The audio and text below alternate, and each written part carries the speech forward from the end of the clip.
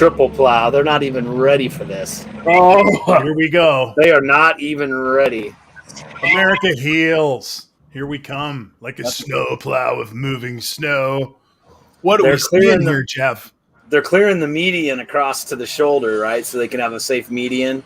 Dude. Yeah, look at that. That's it. Isn't that great? Forget 2 toe plows. Sometimes you just need 10 plows lined up. Sometimes this is what you need to get something done.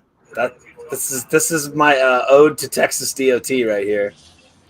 Where is this footage from?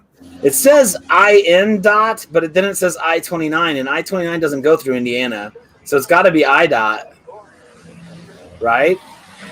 So what was that? It's got to be Iowa DOT. To be I-29, I-29 goes up through Des Moines and up to like Minneapolis. It never goes to Indiana. 35 goes from Des Moines to Minneapolis. I-29 might be over by Omaha, heading south along the Mississippi. It still has to be Iowa, I would think. Yeah. Yeah, you're right. It goes either side, but yeah, I don't know. It says INDOT, but I don't think that makes any sense. I gotta say, I missed the toe plow. This is. But we can go back to toe plow. Toe plow still exists. I mean, next time I think we have a toe plow. We gotta go back to toe plow. You're not impressed. That's good news. Moving.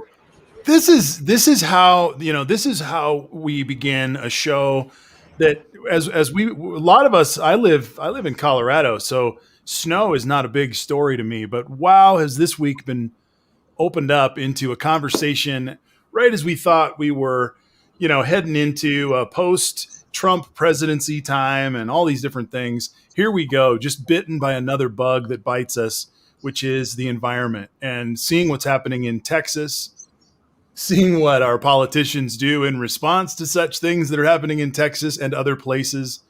First thing we want to say tonight is welcome to America Heals.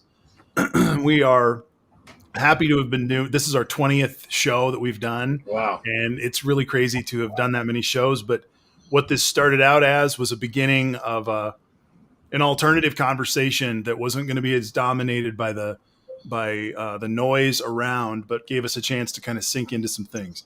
We've tried to do a good job on that. We've been honest with the questions of where we're coming from. We've ended up being pretty much a left center show. But that means that we're dealing with all sides as well. And so here we go again tonight. I kind of figured we'd still be talking about impeachment stuff by this time, but here we are. The world has moved on, and I'd like to just welcome the group here tonight. Jeff and Luke and Ace, welcome to the show, guys. Thank you. Hello. Good to see you. And Jeff, your shirt's still green. Yeah, this shirt is blue. It's actually one of my favorite shirts. It says the world's most accurate pie chart. Pie I've eaten, pie I have not yet eaten. But it's blue. I mean, like blue as can be. Like blue is the blue in the flag. But for some reason on my shirt with this light and my computer, it's the blue filter is overachieving and it looks green. That's so weird. It's like one of those dresses. It is. Do you see blue or do you see green? You should see green because it looks green, but it actually is blue. Green shirt. Yeah, this it's what wild. They're saying out there in the world. They're seeing. Yeah, no, I mean, I don't know. Yeah, if I could add a different light, I don't know. This curtain is blue. These scrubs are blue. Are you wearing blue, Ace? This is blue. Why is that doing that? I have no idea. That is super weird. Okay, here's the test. Was blue, right? Here's the test. You've got behind you your board. Can you pull that up and bring those blues up towards the camera? It's turn green? They kind of are, but they're still blue. That one is turning a little green. Like maybe dark. A little. The donkey, maybe. The donkey is a little. The flag is still blue. Yeah, I'd say avocado. That's right. The flag is blue. So what I need is and the sky blue on the painting is still blue. What if I bring something red in? No, that didn't fix it. Super red. Well, I was hoping the red might bring the filter back so this looks blue. It's the weirdest thing. Pretty cool. What are the fibers of that shirt, Jeff? That's is it polyester? 100% cotton? I don't know. What the hell is going on in Kansas? That's the Dolce & Gabbana 100% cotton shit, tailor-made in Italy. What is happening in Kansas, dude? This is this is the high end. Here's a real question. What if I take a picture of myself and then show you guys the picture. And I have to take my light all the way down. There we go. This is So we started out with snowplows, and now we're talking about. Oh, there's all green in the That's picture. green. Oh, that's creepy. Dude, what? That is so creepy. It looks blue on my phone and looks green in the picture oh too. my god. Woo! The I'm gonna, sauce I'm gonna send myself this picture. We'll bring it up later to prove that my shirt is blue. No one believes you anymore. We have to lean into this for a second because you are the only one in this whole equation who's told us that that's a blue We shirt. don't believe I you. know, but I'm telling you, Are do you your own lying? research. Are you lying? Do your own research. It's a green shirt. Because Fake all news. the stuff around you is still blue. Fake news. This is What color really weird. Do you have a vest on or something, or is that your hair? That's his hair. That's his It's your hair. hair. Okay, I was going to say if it's a blue vest, good lord, man, we've got an issue. Oh my gosh, a going on. blue vest. Yes, I often wear a like a red felt vest over my t-shirts. I like to just kick it up a level. Classy up. Off-duty Scoutmaster. This is sort of the the look I Thursday go night for. edition of America Heals, And man. isn't it minus 20 where you are, Jeff? Oh, right now it's actually like a balmy 15 or something. It's actually not so bad. Oh, boy. You know, it's actually been, last couple of days it felt like summertime compared to, last week. It's kind of what I knew was going to happen tonight, man. It's the weirdest week. Yeah. Oh, man. So nice though not to constantly every single day, every minute have to listen to complete and total utter bullshit. Is anyone else noticing like they play clips of Trump and you're just like, oh, so nice that that's not our president anymore. Yeah. Not having to just listen to nonsense. Ace can attest to this. I was very upset on Saturday. I mean, I was very, very disappointed. I mean, I was tore up. I was very, very dissatisfied, and I really had to just switch out and just tune out for about 5 days. I was very dissatisfied with how things were handled, and what was the core crease?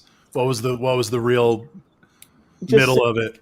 Just simply that, of course, I knew that there was no way to change the outcome, but I didn't like the idea that this guy, number 45, was impeached twice, and not a single witness was called up for 2 trials. We had 2 trials and not a single witness, and the damage and the repercussions for that are twofold. First of all, we gave the Republicans a hard time when we didn't have the majority for not allowing witnesses. We told them that this was dishonest and disingenuous by not having those witnesses. And then when we at 11 o'clock are able to have them, and then at 1 o'clock decide not to have them, then that was very foolish. And I don't want to set the precedent of not having witnesses. And I wanted to also drive the message home, have it all on the record, not just in terms of a statement, but people to come forward and say what they share what they know. And lastly, the other bad message is that this is America Heals. We want to encourage people from the other side to cross the aisle sometimes when we're thinking higher than the party, thinking about the interests of the country. And we completely left those brave people that did that. We left them hanging. The Republican representative that came forward, she's gonna have to change her name and address, and we just completely left her hanging. I feel like we left her hanging, and I just thought that was really poor politicking. And this has nothing to do with politics. This has nothing to do with right wing versus left wing. I just thought it was very, very poor strategy. If that makes sense. I don't disagree. I just, in the middle of that morning, that scrum, right? It was like we woke up and we're going at it. All of a sudden, it was like, oh shit, this is afoot. It was going to be a done deal by lunch, and all of a sudden we have witnesses, and then it was a bunch of dim-witted senators looked like they were literally running around in the room trying to figure out what this meant, and then it turned into nothing. And so, and we talked about this the other night. Do you go down? Do you do this bullshit till June, Right. Do you play into it? Because they would have loved to. Mike Lee would have loved to have sat there and just ruined Biden's Senate. I mean, I would say that would be that would be, it might be an exaggeration. Are we going to go through July? No, maybe not. We won't go through July. How about we go through to Friday? How about we go through to Monday? How about we come back tomorrow? It's Sunday. No one has to be anywhere. Ted Cruz has to go to Cancun today. So there's time to do all kinds of things. And when you've impeached a guy twice and had never had a single witness, I don't like what that bodes for the future. So let's pull this back. What would be 5 questions? This was a good process for us the other night. And I was amazed. We asked for 10 questions, and through a whole group of people online, we only came up with 7. What would be 5 questions you wished were answered or asked? Well, I'm not necessarily having to ask questions. I can just have my witnesses come forward and testify to what they witnessed, such as, I was in the room, sat next to the Senate, the House Minority Leader, and from what I heard from the conversation, the president at the time was completely disinterested about the fact that we were in danger and that the place was being overrun. And he actually seemed more concerned about his underlying mission, which was to disrupt events. And in fact, not only that, but he even was goading the House Minority Leader himself, saying, you know what, I guess they care more about this election than you do. So that just brings a lot of clarity to the situation. You're suggesting that this individual has this awesome responsibility of taking care of the American people and upholding the Constitution of the United States. And here is like firsthand evidence from testimony from a Republican who actually, by the way, was against impeachment and everything else, who says, well, I certainly changed my colors when I witnessed this guy being completely incredulous. And,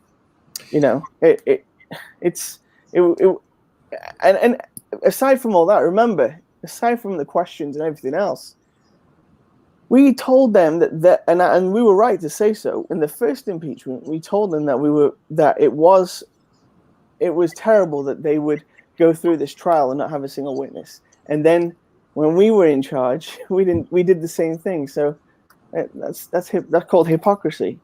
Yep. And I don't like that inconsistency. I agree with almost everything you're saying. I would just say my pissed off moment too. Sorry, Jeff, go ahead. Well, I mean, what you just said, Luke, was read into evidence. I mean, I think it was undisputed. I mean, a witness could have sat there and said it. I agree with you, but that specific point was I think admitted. I mean, sure. Unfortunately, 10 more witnesses, I don't think would have changed a single vote. Unfortunately, I mean, again, I just wanted the witness. It doesn't matter. I get what you're saying. It doesn't even matter. I mean, we here cannot say that these things are important and these things are important and the rule of law is important, and then when we're in control, just let that go and be like, oh, it wouldn't have changed anything. I mean, it doesn't really matter. This guy had 2 impeachment trials, not a single witness. I mean, the first one, of course, had the full investigation. The first one had the full House investigation. So there might be an argument that would say you have all the transcripts, you have all the House investigation, it's all been televised.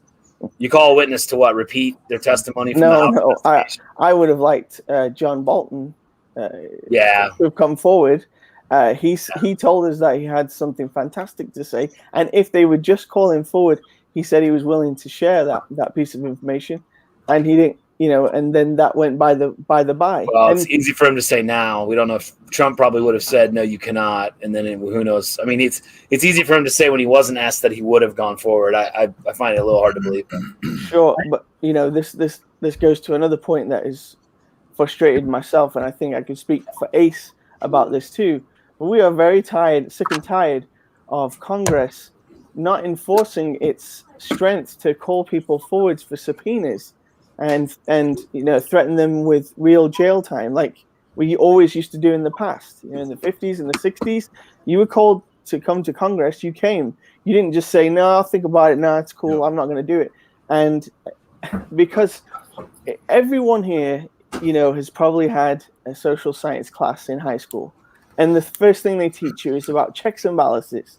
Well, now we're missing 2 checks and balances in our triangle.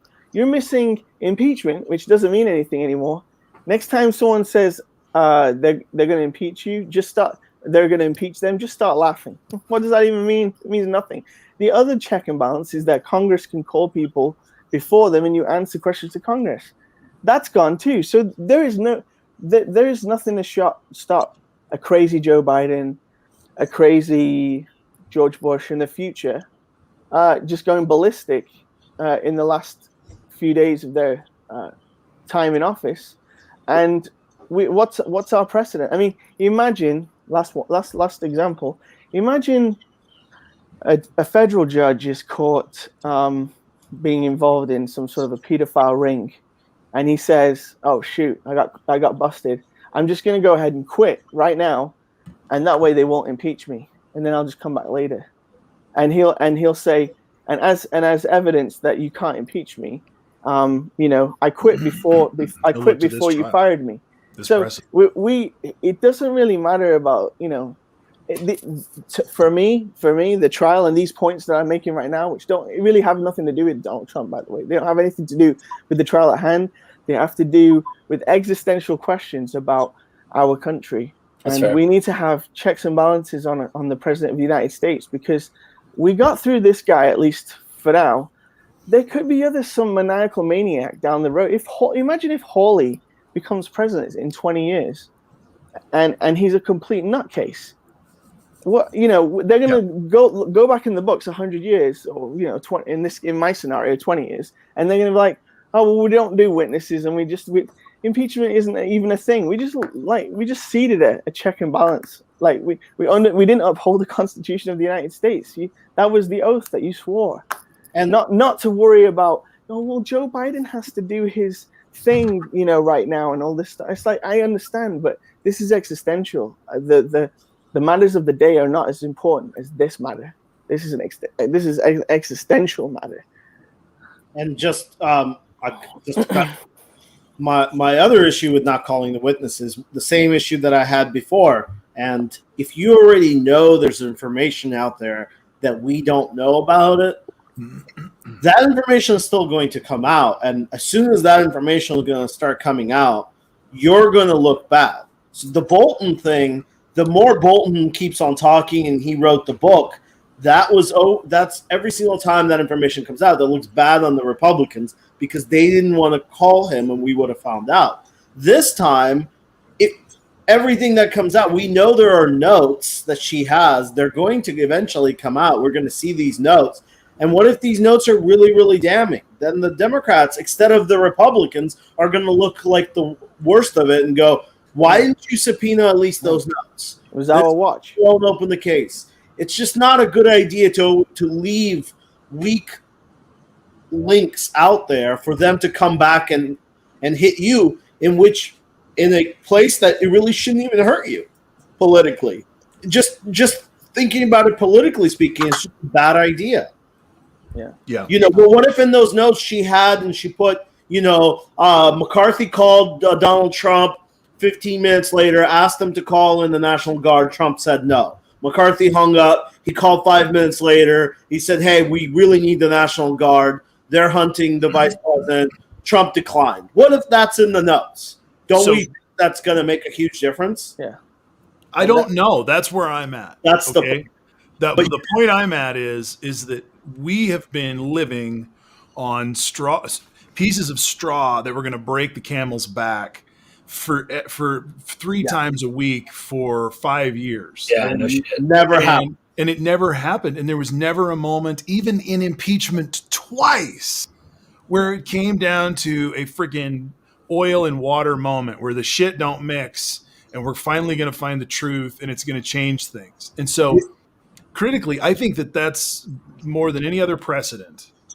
I think that's the most pressing new reality that we have. It kind of reminds me of, and Jeff is an engineer, it's one of those like crushing videos of built, like when they build the little buildings with straws or something, and you think it's going to crush it and like withhold. It's kind of like that. Every time we thought, oh, we're just going to put another stone on, and it's going to finally. It never did, and that's why I'm not really looking forward to New York or any of these other things. I'm kind of just done because he really is kind of untouchable. I mean, he just sleeks away from everything. It's amazing. I think he'll get his. I still believe in the cosmic reality that he's going to get his. Is really going to be the worst part. And I think a lot of these guys are going to get theirs, and that story is going to be very, very sexy to continue to think about and talk about and worry about. But I think that Luke's point about the breaking of the impeachment means that there is no guardrail left, cannot be forgotten. And that is also where we get into the idea of how these people have to be treated now from now on. And any media personality or organization who treats these, they comforted the enemy, they abetted the enemy, they're continuing to abet and comfort 14th Amendment style stuff. Jeff? It just blows my mind. I mean, McConnell carries his water, bends over backwards, does everything he can to make sure the impeachment is pretty smooth for Trump, and Trump wins. Then says, hey, he can be tried in criminal court. He hasn't, he's not impervious to anything. Trump responds with, Mitch is dour, sullen, and unsmiling political hack. And if the Republican senators are going to stay with him, they will not win again. We will never do what needs to be done or what is right for the country. Where necessary and appropriate, I will back primary rivals who espouse Make America Great Again and our policy of America first. We want brilliant, strong, thoughtful, and compassionate leadership, which there's so many ironies in that sentence, of course. I don't even know where to start. For example, thoughtful, strong, brilliant, and compassionate leadership. Someone else is taking over MAGA, I guess, besides Donald Trump, because he's neither brilliant, nor strong, nor thoughtful, nor compassionate. I don't think anyone would call him any of those four things. But anyway, so here's Mitch McConnell. And as I said during the impeachment, I thought the one thing that might break it open is it goes just again, like you're saying, the straw breaking moment, the paper. I made a paper tower. So when you talk about making a tower, made paper out of sheets of paper to then be crushed. And it held like 160 pounds. I was blown away. But anyway, it was only like 50 sheets of paper. But, nothing's happened. The tower hasn't crushed. It just keeps standing there.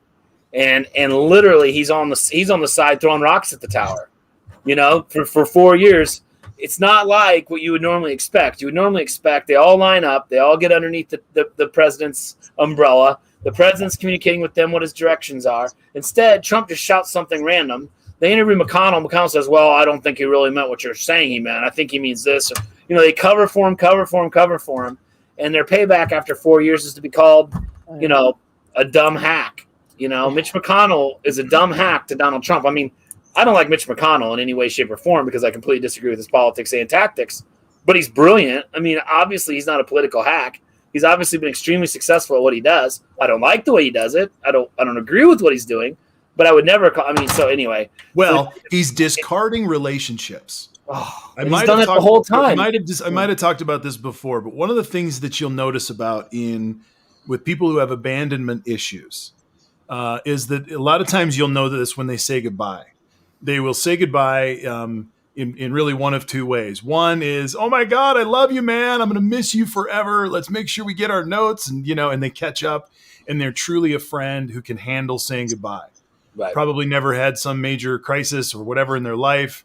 But for other people, lots of people have abandonment issues for a lot of different reasons. And there's an innate reaction by some people. You could see it as clear as day that as soon as you say, hey, man, I got the great job, I'm moving on. Or, hey, I got into that college, I'm moving uptown. The first thing they'll say is, fuck you, man, I never liked you in the first place, man.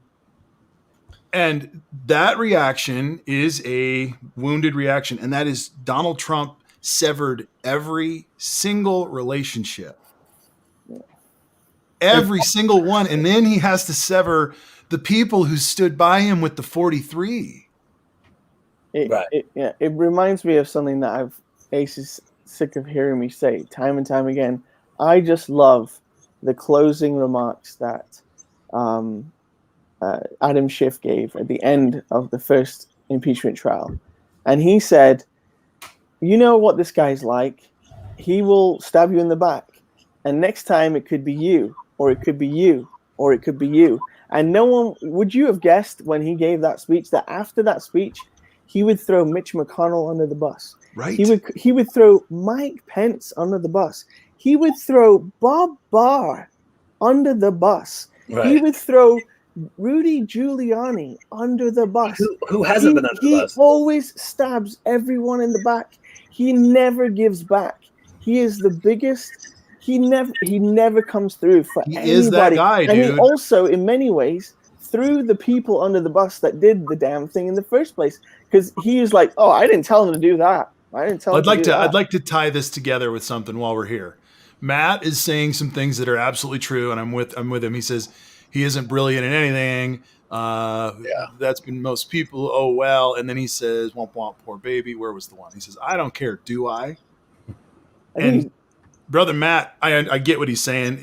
I'm with that sort of peanut gallery approach. But here's where I think this matters.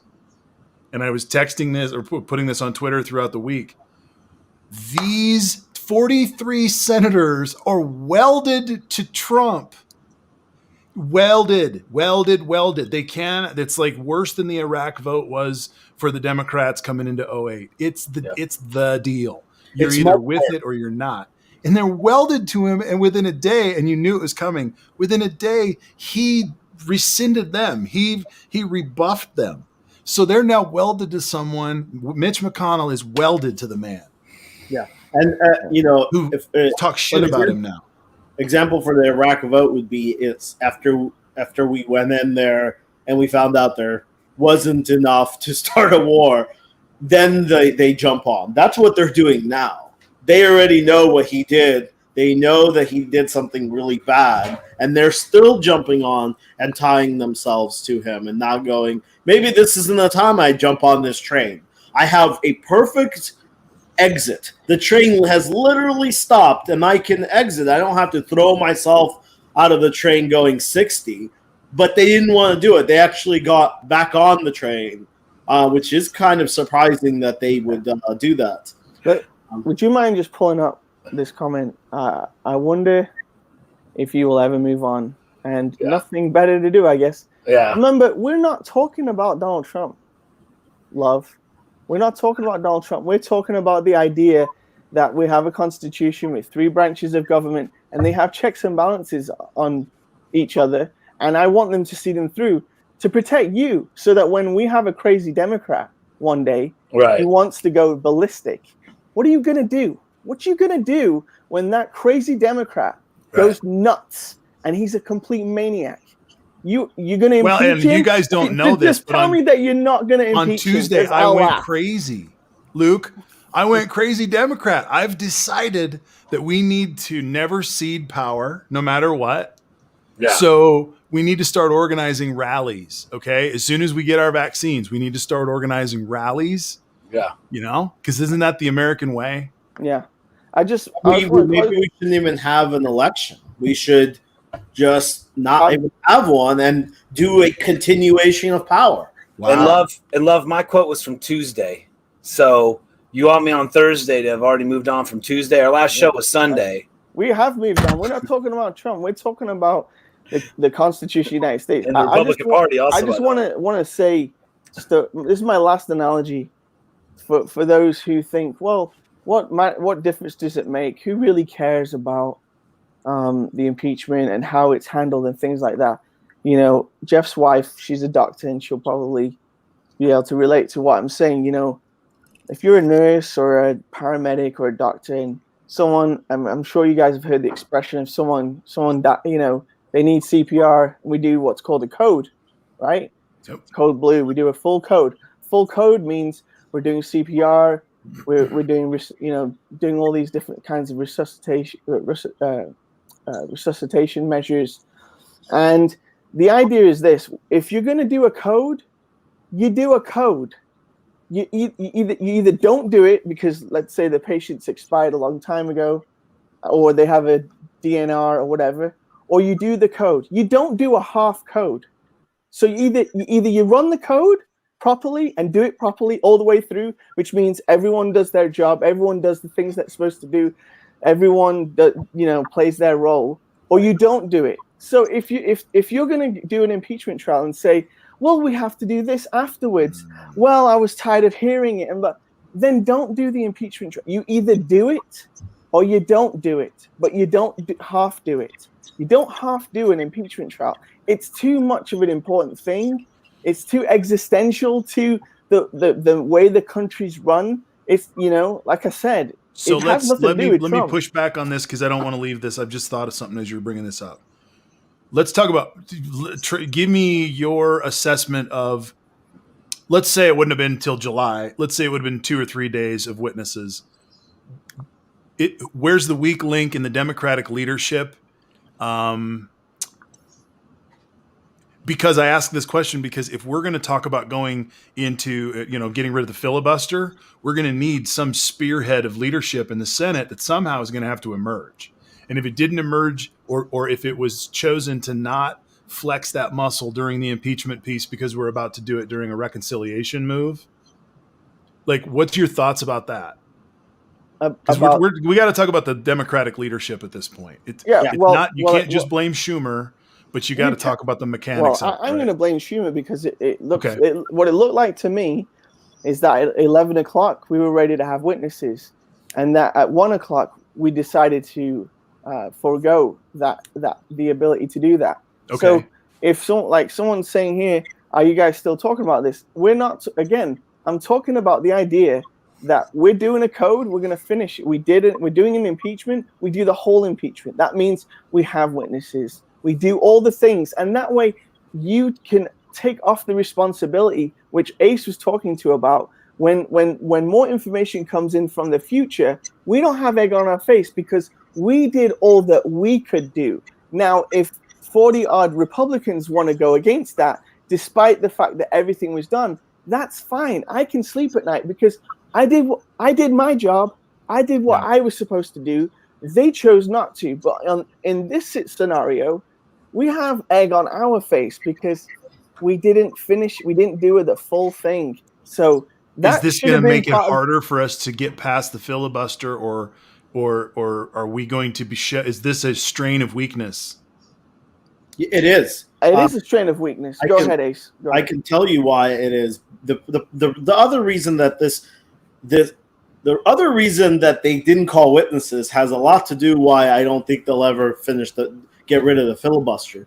They don't have the cojones to do things, to follow through the things. We have an example of this. During the first impeachment trial, the Republicans said no witnesses. The Democrats came in with a strategy and said, oh, really? You're not going to call witnesses. We're going to keep on putting out individual witness mandates or amendments, whatever they're called.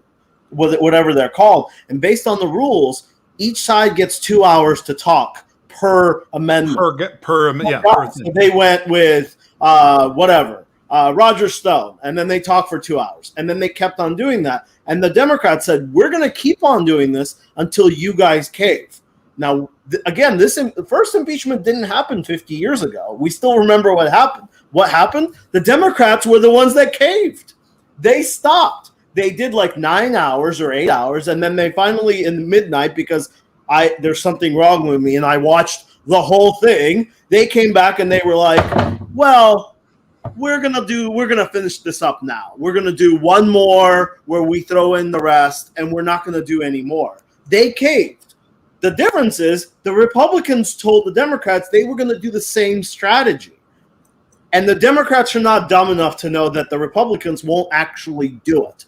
I guarantee if we said we'll do witnesses, the Republicans would have called 100 separate amendments, and they would have talked 200 hours. Yeah. They would have done it.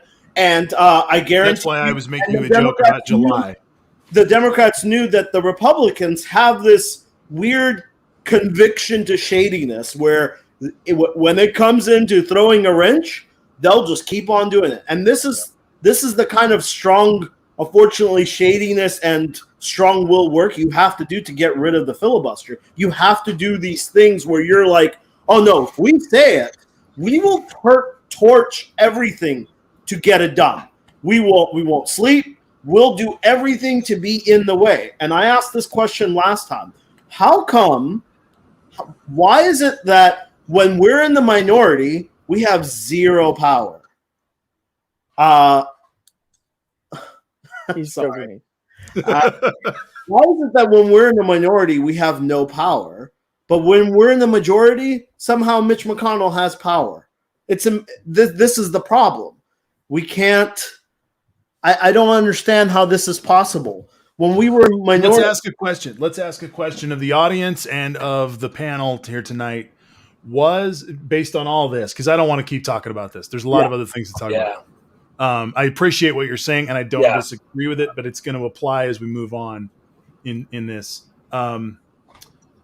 Was just an overall, let's pull back. Was impeachment a mistake? No, of course not. So No, there was a branch of government, the executive branch of government invaded the legislative branch of government. They sat down. They sat down for 2 or 3 nights with their lawyers and their plan, and they decided, let's pull the rope on impeachment. Let's pull this parachute. Right. Mechanically, was that the correct maneuver?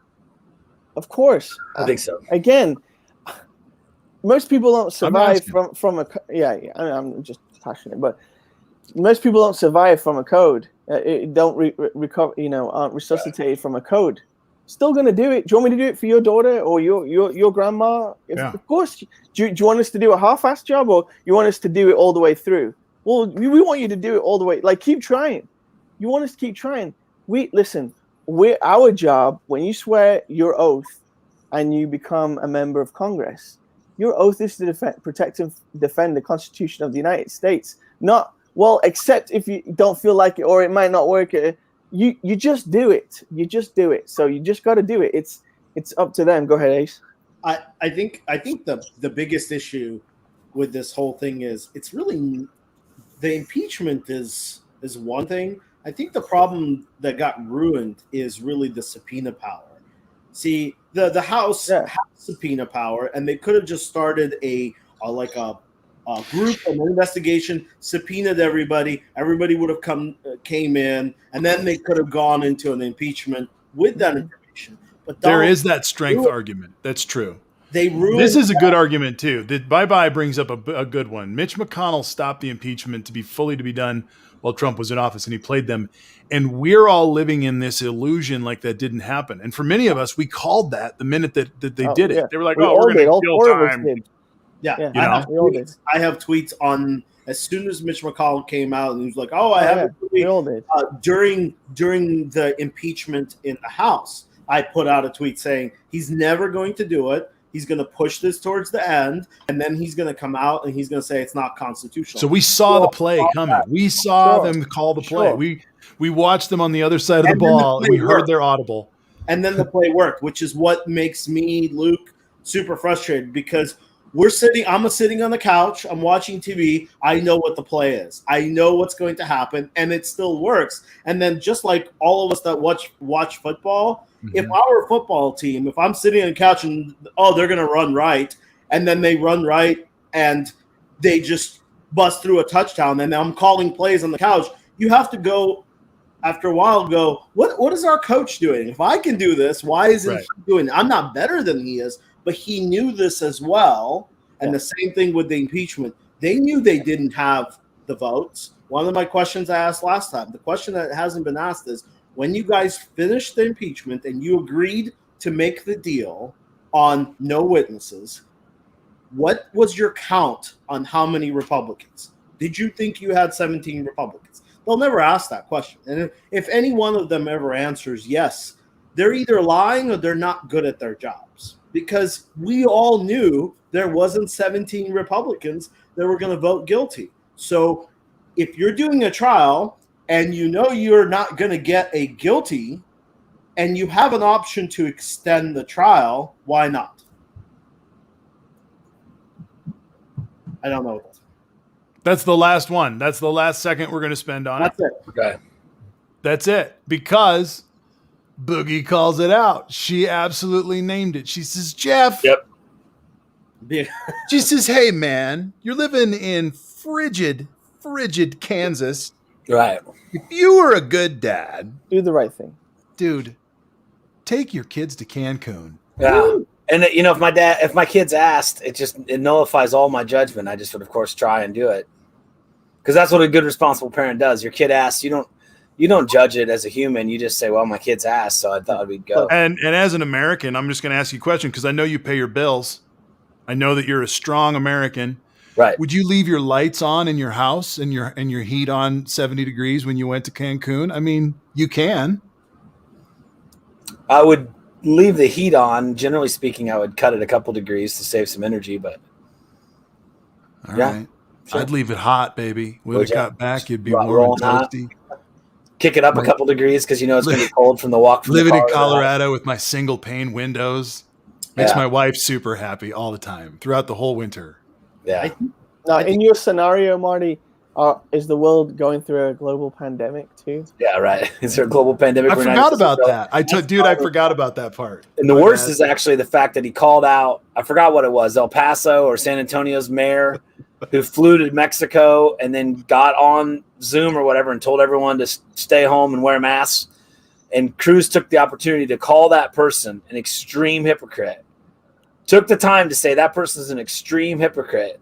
And then he boards a plane. I'd also like to point out when he boarded his plane to Mexico, he was wearing a gray mask and glasses. When he returned, he was wearing a Texas flag mask. It's kind of interesting. He was very proud to be a Texan on his way back. Are but we he sure was- he was on? Are we sure there wasn't a CIA drop somewhere on the flight? Sure, right. Yeah.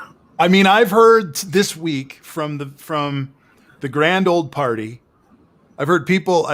This is no bullshit, man. I have heard people in the grand old party this week on Periscope telling now that they think that Joe Biden's wearing some kind of a mask, and that they hear that he's got like wrinkles in the back of his head, and that his face is some fucking mask, and he's not really Joe Biden.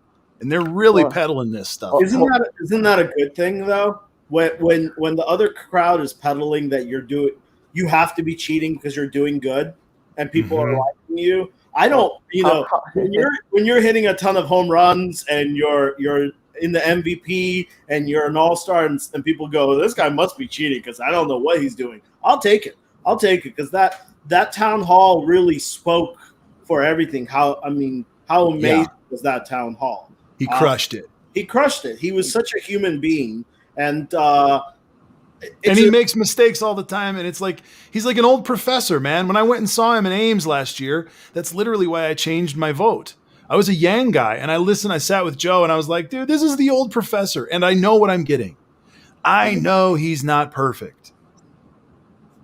But whatever, man, he's been reading for 50 years on this shit. You need someone who's read as much as he has read. Yeah. You could tell it. You could just feel how much he's been reading. I think when the country is in so much disarray, you really need, and it's been kind of taken apart in certain section, you need a super, super professional to go in there and kind of clean it up before the next guy takes over. Yep. And that's what Joe Biden, this is what we've been talking about. He's not going to be a Yang because that's not his, That's right. thing. Kelly, I want to wish you well. Yeah. We are with you, and I've been watching it, and being in a place that's not as prepared is, I can't imagine it, to be honest with you. We've been joking about the snowplows, but my God, blessings to you and all of your people. Yeah, and we gotta, I live in Georgia. We don't go through this, and it is always. We went through These are not even the in Georgia, and Texas is nothing like that. That was just a 2-day event, but I can't imagine. People that live in states that are not prepared for these type of weathers. It's hard to kind of explain it to people that live up north a lot. Yeah. They're like, what is this whole thing? It's just we're not prepared for that. I mean, we had 2 inches of snow, and everybody was shut down in Georgia. People were stuck, and Grocery stores are empty.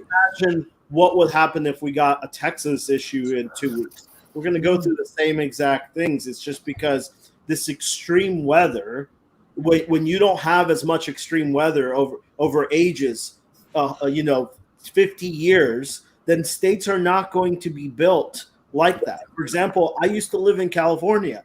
All of their properties are built to handle earthquakes. I lived through the big earthquake myself, and if in Georgia we got half of the earthquake that one was, this town would be leveled. This is the problem with the extreme weather is all of the country is not prepared for all of extreme weather. It's only prepared for its sections. Right. And that's the piece that I think, and I don't want to get preachy as a Lutheran pastor about about the way things change and the way that they can be healed. But I am going to say a couple of things that our peril unites us. Our suffering often can unite us in a way that helps us to understand. And I think that we're at a place right now where, and Mr. Clean makes the right point. He says, don't, please, wishing all of those in Texas well, but please stop mocking when Cal is on fire. But Kelly, our hearts go out to you because you're in this right now, and everybody who's in Texas. Elena, I don't know if you're going to be able to see this or not. I've been praying for you. She has power but no water at the moment. She's in Austin. She has power but no water. But the thing is that this is an opportunity moment.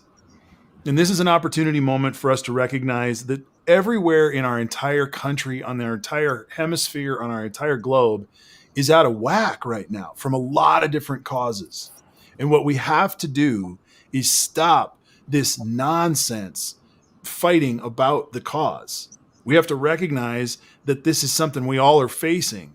And if that means that in Texas, somebody has to speak truth to power to say, hey, man, winterize our freaking electrical grid. I mean, they can't even speak that much truth to power in that system down there. Yeah. Because if they feel like if they do, then that goes against the weird Republican party that they don't like regulation on anything. Yeah, absolutely. And I want to say, I think we're in a window. I think we're calling bullshit as a country right now window. I think there's going to be a lot of that in the next few. I think that's the reverberation of putting up with so much bullshit. And I've described bullshit is not the same as lies. I speak about bullshit in a theological sense, whereas a lie is set to keep you directly from the truth. Bullshit is left to mean you just spin and don't know what the fuck to do. And we have just been caught in this web of know nothing, Trumpism bullshit, the media bullshit, whatever, and we're all still doing this. But like these traumatic these traumatic events wake everybody up real quick. Yeah. And unify us real quick. Sorry. It's fine. I wanted to give a shout out to a Democrat that I kind of put down a little bit. I gave him a hard time at it because I thought he was one of the weaker candidates. And that was Beto O'Rourke. I was surprised to see, I went on Fox where I was looking at the Twitter response on Fox to the whole Ted Cruz story. And every so often you'd have someone say, you know what, I would have gone to Mexico too. And Ted Cruz was going to solve all the problems and suddenly it would all be fixed.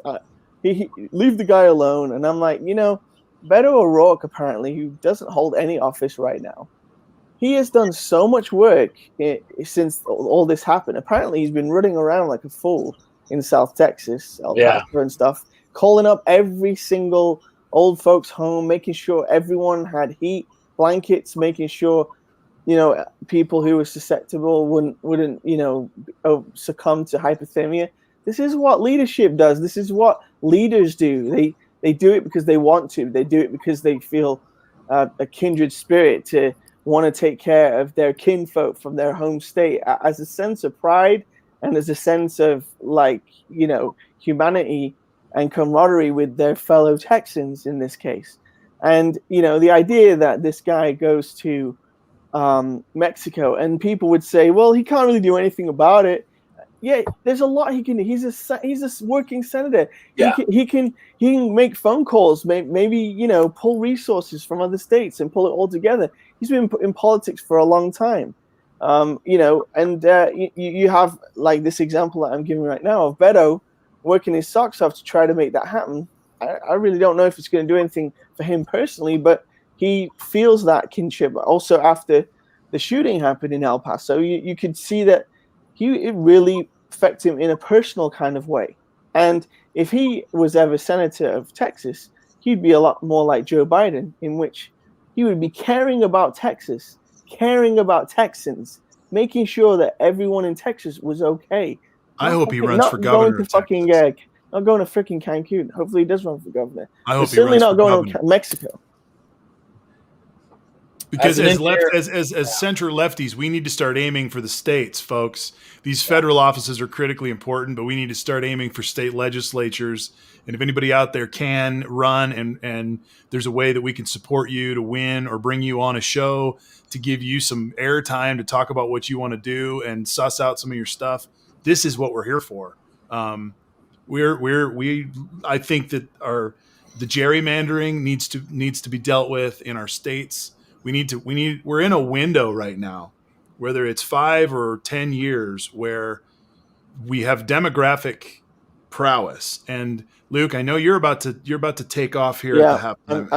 I'm gonna duck out. It's halftime. I just want to to say about 5 minutes left. Yes, I just want to say that there's a pastor that I really wish would run in Iowa, but I mean. But he lives in Colorado. I will say to end the Texas conversation, as an engineer, I'm willing to bet that this is what the punchline will be. They're going to go after this Texas. I can't remember what it was called, ECRO or ARCO or whatever it's called. They're going to go after them, and they're going to say, "Why weren't you prepared?" And I will bet you money, as an engineer, this is how it'll turn out. They'll say, "Here's our memo.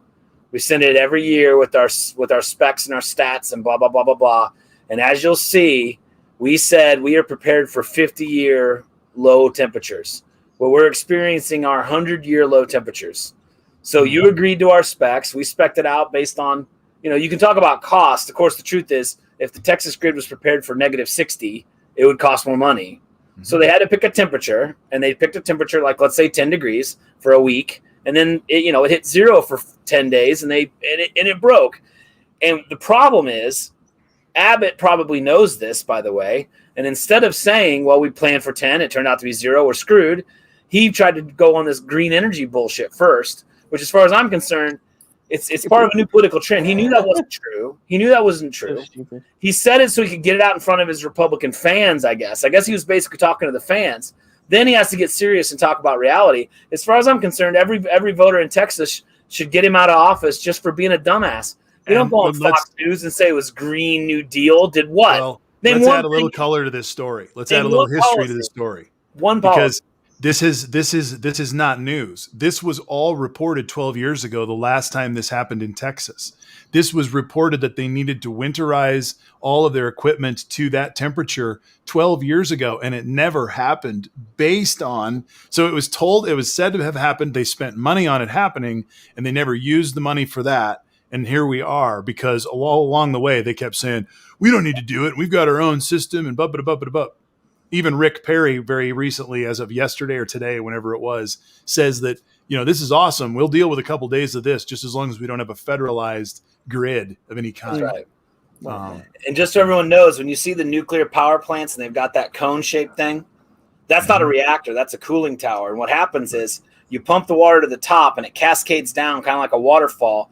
And there's vents at the bottom, and the hot water creates heat, and it draws cold air in through the bottom and out the top as not really steam. Technically, it's just very, very wet, warm air. And so what would tend to happen as it gets colder and colder and colder is as you pump that water in there, it would start freezing. And so your water from your plant would start freezing into your tower. Now you don't have any water to run through your plant. And then my understanding is also their source water was some sort of groundwater or some type of a stream or river or something, and it also slowed down due to the cold weather. So that's kind of truthfully, that's kind of what would happen with the nuclear plant. If you don't have, I don't know what the solution would be besides big surge tanks, that allowed you to hold. Of course, the tanks would freeze too. But what's so ironic is, of course, almost all power plants are steam generator plants. So you're literally creating the thing you need to thaw the ice, and you're literally creating steam. So the fact that they couldn't just crank a nuclear plant to 11 and keep their own cooling tower from freezing, I don't know. I'm not a nuclear engineer, but that one kind of puzzles me because you're literally generating heat. Like, you should be able to generate enough heat to keep your cooling tower from freezing. Yeah, but if it's on the outside of the building and it gets cold. But there should be a way to phase your cooling tower down, so you're using just a wedge so it doesn't cool as efficiently or something. You should be able to do something to keep it from freezing. Anyway. And my guess is when they say, well, they shut it down in the nick of time, what happened was they realized it was starting to freeze up and they're starting to get screwed, and they shut off the water, drained it. so that it wouldn't freeze and explode. Because of course, once you blow all your pipes in your cooling tower, then you're done for months. Well, bad shit Oh my happens God. when things freeze. Really bad Right, shit. they do. And what they should have done was stick with the plan that you're saying and stuck with those temperatures. But I'm going to bet you money they were transparent with the fact that they were not prepared. No, they were. It was a political, we're not doing it. We're not doing it. It was absolutely that. I'm sure there was a conversation. Do you really want to spend $1 billion over 7 years to make sure we're ready for -10? And they probably said, nah, you're right, let's not. And now here we are, and he wants to blame green energy. And I don't know if you guys haven't seen the memes. There's wind turbines with snow on the ground in Antarctica and Norway now. In Texas's defense, there's also videos on the internet of Texas windmills spinning, by the way. So They didn't put the heaters in the things. well, but they're spinning, so they're still controlling them. But Right. long story short, yeah, you may have to design a windmill for the weather, but that windmills have nothing to do with it.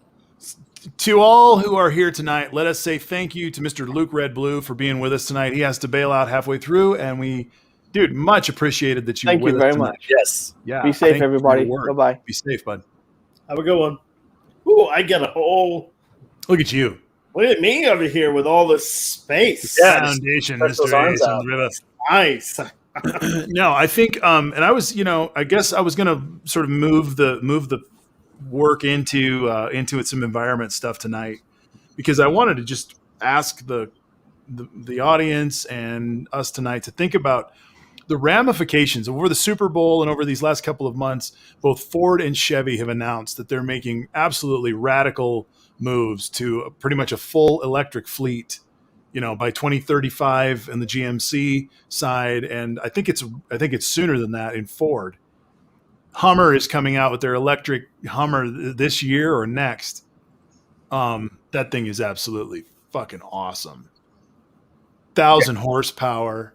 It lets you do It's things awesome, like dude. it lets you do really crazy things. For those people that don't fully understand electric cars, you can do things like literally put the motors in the wheels, which dramatically reduces your sprung weight, which changes Mhm. your handling and dynamics of your car dramatically. I mean, there's just the things you can do with electric is unbelievable. Have you guys driven an electric car or owned No. one? I've driven a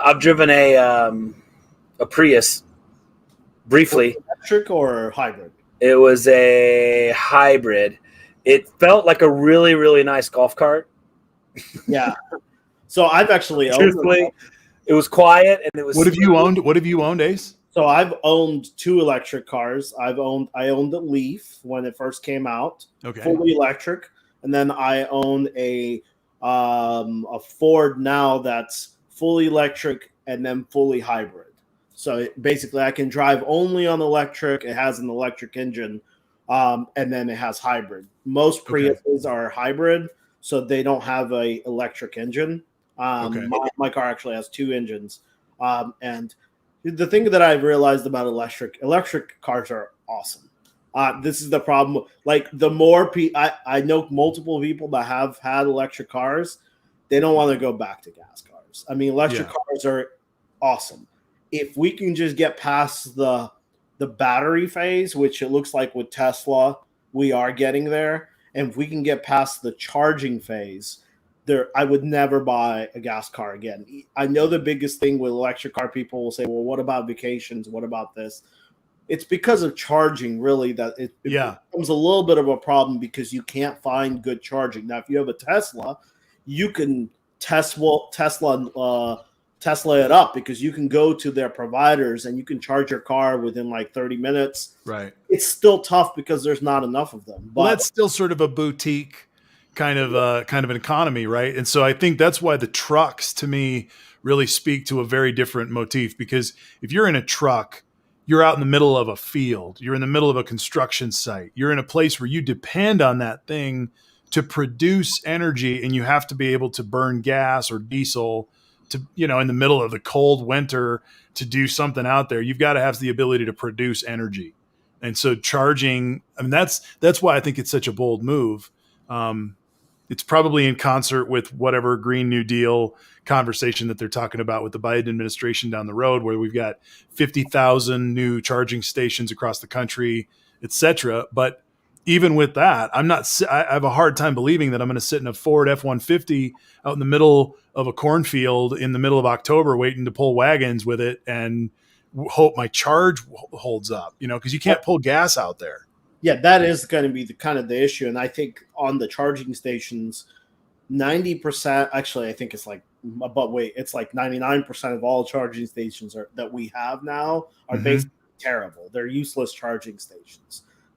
And by that, you have to plug in your car and leave for multiple hours. Yeah. That's not a real charging station. Real charging station requires high voltage. There's superchargers. They can charge your car from 0 to like 95% in 15 minutes. We don't have those at all. Like when I bought my Leaf, they sold me on the supercharger on the Leaf where it's a different plug, and they were like, this is the way to go, because if you want to charge your car within 15 minutes, you get this. And I bought it, and then there were no charging stations that had it. No one has that thing. And if they have it, they only have one because it's very expensive because it's high voltage. I will say there's a huge bank. There's a huge bank of Tesla chargers in Lyman, Colorado, for example, to no doubt support the Denver crowd that's headed east and hits Lyman and needs some charge. There's like a bank of them right next to the Arby's, as I recall, just east of the Arby's, which ironically is right across the street from a gas station. I think electric cars have a ton of potential, and obviously at some point you just have to make the paradigm shift, and we have to figure it out. Again, the engineer in me says if you get powerful enough battery technology, I've been thinking about this for a long time, wouldn't it seem relatively possible to do battery exchange? I mean, as dumb as it sounds, if you have really good batteries that aren't massive, aren't 95% of the way of the car, couldn't you go to a gas station and just literally pull out this suitcase that is one battery and put back in a suitcase that's a fresh one, and we all just exchange batteries all the time or something? But long story short, we'll figure out all those problems, I think, as we go. I would definitely say the road trip really, to me, isn't a big argument because, obviously, first of all, many people have multiple cars, so you could always have, a gas car for your road trips. The problem I have with electric cars, and bear with me for a second, I'm a perfect person to have an electric car because I live half a mile from my kid's school, and my other kid's like a block from there in a daycare. If we're never going back there now, I guess, never mind, grade school. And so I literally, on an average day, I drive maybe a mile because I literally go down my street to the school. And the only reason I really drive usually is the weather. It's either way too hot or way too cold or it's raining or whatever. So it's just obviously more convenient to drive. So I'll be target for an electric vehicle. But here's the problem. I don't fill my car but once every 4 weeks. I'm not spending anything on gasoline because I don't go anywhere. So there's this niche of like you drive like 20 miles to work, 20 minutes back every day, where it's like you get to this sort of high mileage that works with the range, and that's where it starts to pay out really well. It's like, okay, yeah, I'm at the end of my range every day, and so I'm getting my full range, and I'm not buying gas. And of course, you also have to have proper electrical expense. I've seen people do the math, and they're like, by the time I charge my car with the number of kilowatts it takes, I'm getting the same kind of money fuel economy as I was on gas. So I think this is why it's so critical that both GMC and Ford are changing their whole fleets. Yeah, I agree. That's a big deal. They're basically telling the market, you're going to make the shift. And, most people have used cars.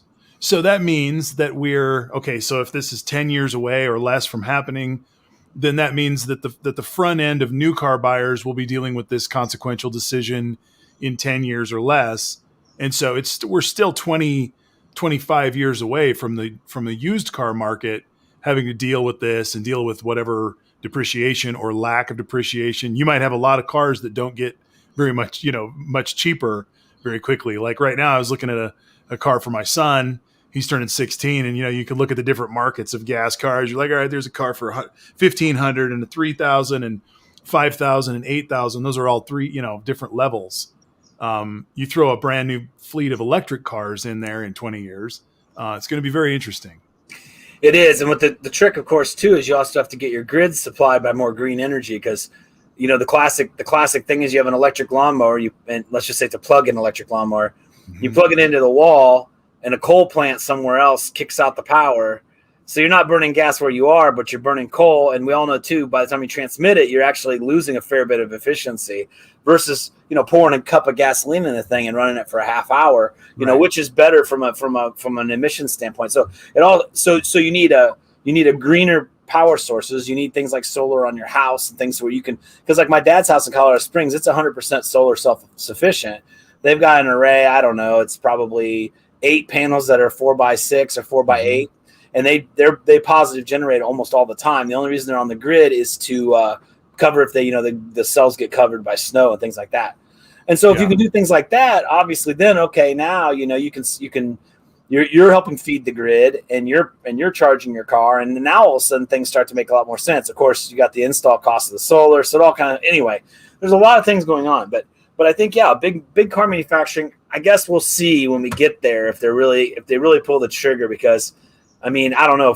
Ford just got rid of all their cars, right? Because no one was buying, and they only make the Mustang. Is that the only Ford made now? Yeah, the only car. Yeah, I'll tell you. The only car Ford if you're looking for a cheap used car, the Ford Fusion is obviously the least worth. It's not worth shit, man. I like to call that the Ford Accord. I don't know if you remember when the Ford Fusion came out, it looked exactly like a 94 Honda Accord. I was like, how in the world can they sell this under a different badge than Honda Accord? But it had the taillights and everything. It had Accords are good cars. I don't know what's wrong with the Ford Focus or Fusion or whatever, but they're Focus. I think as I've had anyone ever seen an Escort in the last 20 years? The Escorts all died in like 5 years. They did. They just went. I think my thing about the electric thing is it's not only that I didn't really mind that the charging and the green energy part. I enjoy the vehicle. The vehicle is just a better vehicle. I find that with a lot of electric stuff, I enjoy it more. It doesn't work for everyone because of the battery capacity. So like I have all battery lawn equipment now because I got tired of the noise. It's just annoying. I don't have a huge lawn, and I don't like having a gas trimmer that's always hot. It's in my face. It's loud. I burn myself. Here it's the same power. It's almost better power for those weed trimmers, man. Yeah, it's awesome. And with cars, the drive is unbelievable, and the amount of small maintenance that you don't have to do. The only thing you have to change out more is really just the tires. Tires go through quite a bit because of the generator power, but no oil changes. It's just a much better drive. That's interesting that the tires go out quicker because of the regenerative brakes. Yeah, is that what you're saying? That's the problem with Fords because I have one. And to tell you the truth, I never charge my Ford. I don't even use the electrical portion because it's only like for 20 miles, and it literally costs me more to charge it than to use the gas for 20 miles. Because with the hybrid version, I'm getting 44, 45 miles a gallon. What do I need 20 miles and a charge for? It's completely useless. Right. Except, dude, if you've got an electric car, isn't it completely silent? It is. It's quite nice. So that's the part that you should use for all your crimes. Right. It is. Right. The Leaf was really silent, and they put like a whistle in it. So when it does like at slow speeds, it does this noise because just for safety. For safety, yeah, because it was knocking, people that are blind were getting hit by leaves. I bought. I think the electric thing is very interesting. Jeff, you're going to laugh at me for this. I think you might laugh at me. I might double down with you. You might double down. So I bought I've kind of switched some shit. I had my gas power washer go out this spring. The pump went out of it. It's been leaking like hell. And then the engine wouldn't start. So I was like, oh man, should I take it over to the guy and get it fixed? Fuck it, it's COVID. So I went out and I bought a new electric power washer. I stand behind that. I don't have one, but if I was buying one, I would definitely get one. No, I've tried that. You got to get the right one. You got to get the right ones. Some are good and some are bad. There's a German brand that's like green. It's kind of vertical. Those work really well. That's what I've got. It doesn't quite go. It's okay. I'd give it a B. I would not give it a B plus. I'm gonna accept your power washer, and I'm gonna raise you electric barbecue grill, which my family's used electric barbecue grills since the early '90s. A company called Mecco, MECCO. It's an Australian company. They make electric grills. It's like the element in your oven. I mean, it does like a double. It does like a W or an M depending on which way you're looking at it. It's a little element thing. Yeah, and then it's got a tray, and then I actually sometimes will put like smoking box and like one of those metal boxes you can use like on a gas grill, and the reflector, like all the drippings and everything hit that reflector and smoke off. And I mean, it doesn't.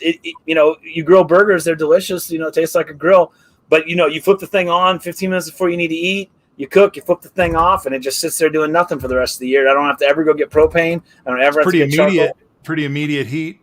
He takes about 15 minutes to warm up. I have an electric chainsaw because you need a chainsaw about once a decade, or at least if you don't have a lot of land. That's what I was going to say, man. I got an electric chainsaw. I think I got Chamberlain, like the garage door opener company. It's a Boston. I think mine's like a Chamberlain or some secondary Remington. It's like some secondary brand, but it's like whatever. It's like 3.5 horse to 110 volt. Like it gets through everything I need it to. I mean, I'm sure if you're cutting wood all day, you'd want a gas one. But I mean, when I've got a tree limb that goes up to this big that falls in my yard, what don't you have that's electric? I definitely have a gas lawnmower, and I do have a gas weed eater. Now, do you have a gas lawnmower, Ace? I have. So I had an electric lawnmower, and it's just not enough. It's not enough battery power. Okay. I have an electric weed eater, blower. The electric blower is awesome. Did you do the battery kind, like the plug-in battery kind, or was it like a plug into the wall? No, like the plug-in battery with the back. Okay. Ego, wow. I have an Ego brand, which is kind of the more expensive. My brother-in-law has that for his lawnmower, but he has a real small yard. It seems like with his electric lawnmower, you can definitely tell there's a difference. Like he has to mow, I think, twice a week. And like when he mowed it when I was there and it was tall, it had like a grain to it. Yeah, it wasn't able to really do it, in my opinion. Yeah, because they only put enough motor, especially the self-drive ones. It basically cuts that power. But the weed eater, the blower, the trimmer, works great. Yeah, the blower is great. And the thing about electric is how quiet it is when you're not using it. Yeah, it's so nice. It just goes, and you don't, and the smell. It's just not there. It's really not. I mean, I really do. Well, for those of us who grew up, huffing gas in the garage, we miss that smell. But that's I have a big lawn. I have a relatively big lawn. I think at this point, I know you could probably get multiple batteries and everything else, but no, I've got an estate lawnmower for my place. I've got a huge lawn, so I brought the one back. We have a couple of them on the farm, and I brought one back, and I'm in the suburbs with this thing that it's a little more muscle than you need, but it's cool. But here's what I've got. Here's the thing I got to tell you about. I bought an electric wood chipper. Ooh. Interesting. It can take branches. It says up to 3 inches in diameter. No way. But 1.5 inches and all kinds of shrubs and shit, man. Chew it up. It's awesome. Nice. Mulch it. I have an electric snowblower. You have an electric snowblower? Yeah. The company called Snow Joe. They call them snow throwers. Yeah, Snow Joe. That's what my chipper is. It's an 18-inch wide. I don't even know. 19 amp, or I don't even know how it's rated. You have an electric machine that moves water. Correct. Yeah. Yep. It works great. It works great. Awesome. Snow Joe. Yeah, and they're cheap. They're like probably a third the price of a gas one. And the thing I love best about certain electrical appliances, if anybody in the comments is considering them, chainsaw is a perfect example of why you buy electric, because you need a chainsaw like once every 8 years. And what happens when you have a gas one? You go out to start it, the carb's all smoked up or whatever. So if you get it running, it's blowing smoke because the carb's stuck shut or stuck open or whatever carbs do. You got to mix your gas. Is it working? What is the oil dripped out of it while you weren't using it, and it's going to seize up on you in 10 minutes? Et cetera, et cetera, et cetera. Snowblower is the same thing. I've gone all winter and not used it. I've gone, I think this winter, I've used it twice. It's just, it's just sitting there waiting, and you plug it in and it goes. You don't have to play all this, find the gas, mix the gas, do that. Now, again, a lawnmower, runs on regular gas. It's a 4-cycle Honda lawnmower. I had one that I had when I learned to mow when I was 11. It died like 2 years ago. I bought the basically same exact mower again. And, it runs on unleaded gas. I've gotten smart over the years. I take my gas can in a car that also takes regular unleaded, and I fill the car and the cans and come back. See, combine those two trips. You see people pull up to the gas station, fill the can, get back in their car, drive away. It's like you didn't put any gas in your car while you were here. Anyway, drive makes me go I've got crazy. A 0-turn radius Dixon hydrostatic drive. There you go. It goes too fast. It'll break your neck if you hit the gas too fast. And I've driven one like that with the 3. My stepdad has one with 3 blades. bright yellow, or is that the It's Dixon brand? these are blue, and it's got 3 blades underneath the belly. My Yeah. stepdad's is bright yellow. Yep, exactly. It does that, and it's all day, man. You think that would suck, but I got to mow a pasture. He had lamb's bane or lamb's quarter. What's it called? Lamb's anyway? quarter. Oh, shit. Yeah. Yeah, he had lamb's quarter taking over his pasture, so we mowed just a pasture full of lamb's quarter, which is a little stressful because North Dakota, it's hillside, so there's all these rocks. But luckily we didn't bend any blades or anything. But yeah, I drove that thing for like an hour, and part you of it can was hit pretty, rocks too. You'll be all right. it's interesting to drive. It's really good when they start to slide because you can really give power to that one that's sliding and drive out of it. It's versus weird. a normal, we just sort of sit there and hope you don't, peel out or whatever. Anyway, guys, I have to say, lawnmower, I think personally, lawnmower is not really ready to go electric. I think even you agreed, Ace. Weed whacker, I bought a Stihl probably 7 years ago, and I love the thing. If I was buying it again right now, I think I'd go with the kind of things you guys are talking about, but it's just I have it. Mm-hmm. The other thing, by the way, with the weed eater, and I don't know how about the electric ones, but you can buy a head. You know how you have the head always has like the wound line? And I don't know about you. Supposed to have a button that you tap and the line comes out. Never work. That thing's theoretical. Those things never work. So what I bought, Stihl sells a static head. So it's just a big plastic head. It's got some weight to it because that's part of how it functions. Is it needs that head to have some weight, and then it's got little cleats and holes. And you either take line or you can buy it pre-cut, and you just put in 2 pieces of line, run it until the line's pretty much dead. If feeds on through, you put in new ones. And so, if I'm doing the whole yard, maybe I have to feed it twice or 3 times with line. But I put in the new hunks of line. It runs until I'm ready. I put in the new line. I never take the head apart. Those lines are thicker than shit, too. You can keep them for longer, too. Yeah, I bought stuff like the highest side you can get, and it even has like some serration to it where it really, if you get into like grass, it'll just chew that stuff right up. Yeah. Well, the cool thing about what I have is I just have one big head where the battery goes, and then it has a whole bunch of attachments. Yeah, nice. So I'm not buying another engine. I just have one thing. I have 2 batteries, a backup battery and the big battery. And basically I go through all 3 attachments that I need: weed eater, edger, hedger, the whole shebang. And then by the end of them, I'm done with my lawn. I usually have half a charge left. How old is your battery system? So 2 years? This is going on 2 years. I haven't felt that it's lost. I just remember I kind of went through when I lived in Sacramento. I remember going through like one of the first iterations of, I think it was the Black & Decker phase of all of those different attachments and stuff when they were the first batteries. And then I think I did it again when I moved to Colorado, 13 years ago with another iteration. But we're in like the 10th, round of some of this stuff. Yeah. And it's gotten so much better. And they're fast charge now, right, Ace? Like they charge. You can take like the big like mower battery and charge it like an hour. Yeah, so you can. I have a supercharger. You could charge it, and then there are different amps. How much you can hold. I think the only thing that we haven't hit in the electric battery field that's a little annoying is it is a little wasteful because once that battery is dead, that whole thing I don't know what to do. You have to like recycle it, but it's a lot of pieces. I wish I could just open that thing up and put another lithium ion in and not have to get this whole packaging and plastic. It is still a lot of plastic and it is wasteful. I wish I can either send it out and maybe they have an exchange program. I haven't seen one, but that's my only issue with the batteries is it's super wasteful. That is weird that it's not like screws, you open it up, there's like 3 battery packs plugged into a bus board. You can swap out your pack. You can test your packs. It is weird that all that is sort of just one big disposable. I'm sure you could do it like off name.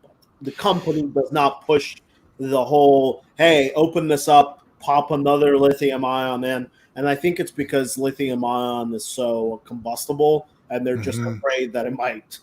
That's the other thing with lithium ion that we haven't, when all of this starts going electric, there is a small downside of lithium ion. It is quite a combustible source. And because they're all individually packed, you can have a big battery and there's thousands of little batteries in there. If they go on fire, it's a long-term fire. It doesn't just go on fire and you put it out. It's very hard to put out because they each one of the cells starts burning on. Is that those hoverboard fires or those examples of lithium ion fire? Yeah. Yep. Well, one thing I bought before. I bought one of the original Dyson like it's like a Dyson Vacuum, hand vacuum. it's like a Dyson hand, like a dust buster, but it's made by Dyson. It was one of the first ones. I bought it like probably 06 or something. Okay. And it only ran for like 20, 30 seconds. Like it obviously had a totally fried battery. Well, I've been able to now twice replace the battery pack, and the thing runs like brand new. And like you can get them off Amazon, no name. And the last one, I think both of them have stepped up on their both like actual amperage and their amp hour ratings. So like instead of the original battery was like, let's just say 18,004. I'm just making these up. The new ones are like 26,008, so it's like the batteries are getting better over time, and you can kind of overdrive these appliances, which is kind of nice. And now the thing, I mean, I can run it for probably 6-7 minutes easy, like full on working the whole time. So that's taken something I think I got almost for free because it wasn't really working. And now it runs great. So the battery stuff, I mean, it's better than a gas motor that starts to die. I mean, what do you my motor died because the gas motor seized up. I mean, I don't have the time and energy to tear apart a gas engine and try and unseize a piston and replace the block. I mean, well, exactly. This is a generational conversation. If we were to have this conversation with our fathers or with our grandpas or whatever, just 10 years ago, this sounds like light years away. For people who are in their teens and 20s and 30s right now, they're going to experience this world for the majority of their life with this technology being the foundation. And so I'm wondering about, like, they're talking about education. They're talking about but reinstating like shop classes and making a priority of the trades. What about the technology of recycling and the technology of greening these things and going through batteries and teaching some of this stuff, because the industries that are going to pop are going to be the recycling industries and the industries that solve the problems of the Green New Deal. Isn't going to solve our climate crisis, but there will be potentially technologies and companies and systems that do. And so how do we get kids' heads in that space? I think, first of all, in high school, at least the way I remember it, there were the kids that were going to college and they got put on a college prep path. And there were the kids that were already working and were doing like the co-op education where they worked partial days and came to high school part days. And then there were people that were taking the shop classes and everything else. What I really don't understand, and I think we have to be able to do this, is I don't see any reason why the college prep engineering path or whatever I was on, where I took physics and calc and all that other stuff, I also couldn't have taken full auto Votech or something. I mean, the point is, I think it makes a lot of sense for us to be, for many more people to be much more broadly educated. I mean, I think there's no reason why even a college path kid shouldn't learn, how to repair a gas engine or run a bandsaw or whatever. I mean, I just don't see, and vice versa. I mean, so a guy isn't perfect for calculus. Maybe you can get him on a path, a higher level literature classes or something. Something that enriches their intellectual skills. And then, why take the people with college grad parents and just put them on this college path, and then which precludes them from having enough time in their class schedule to take wood shop or whatever. But those technologies exist in the physical world. Because they, bandsaws a bandsaw used to be highfalutin technology, right?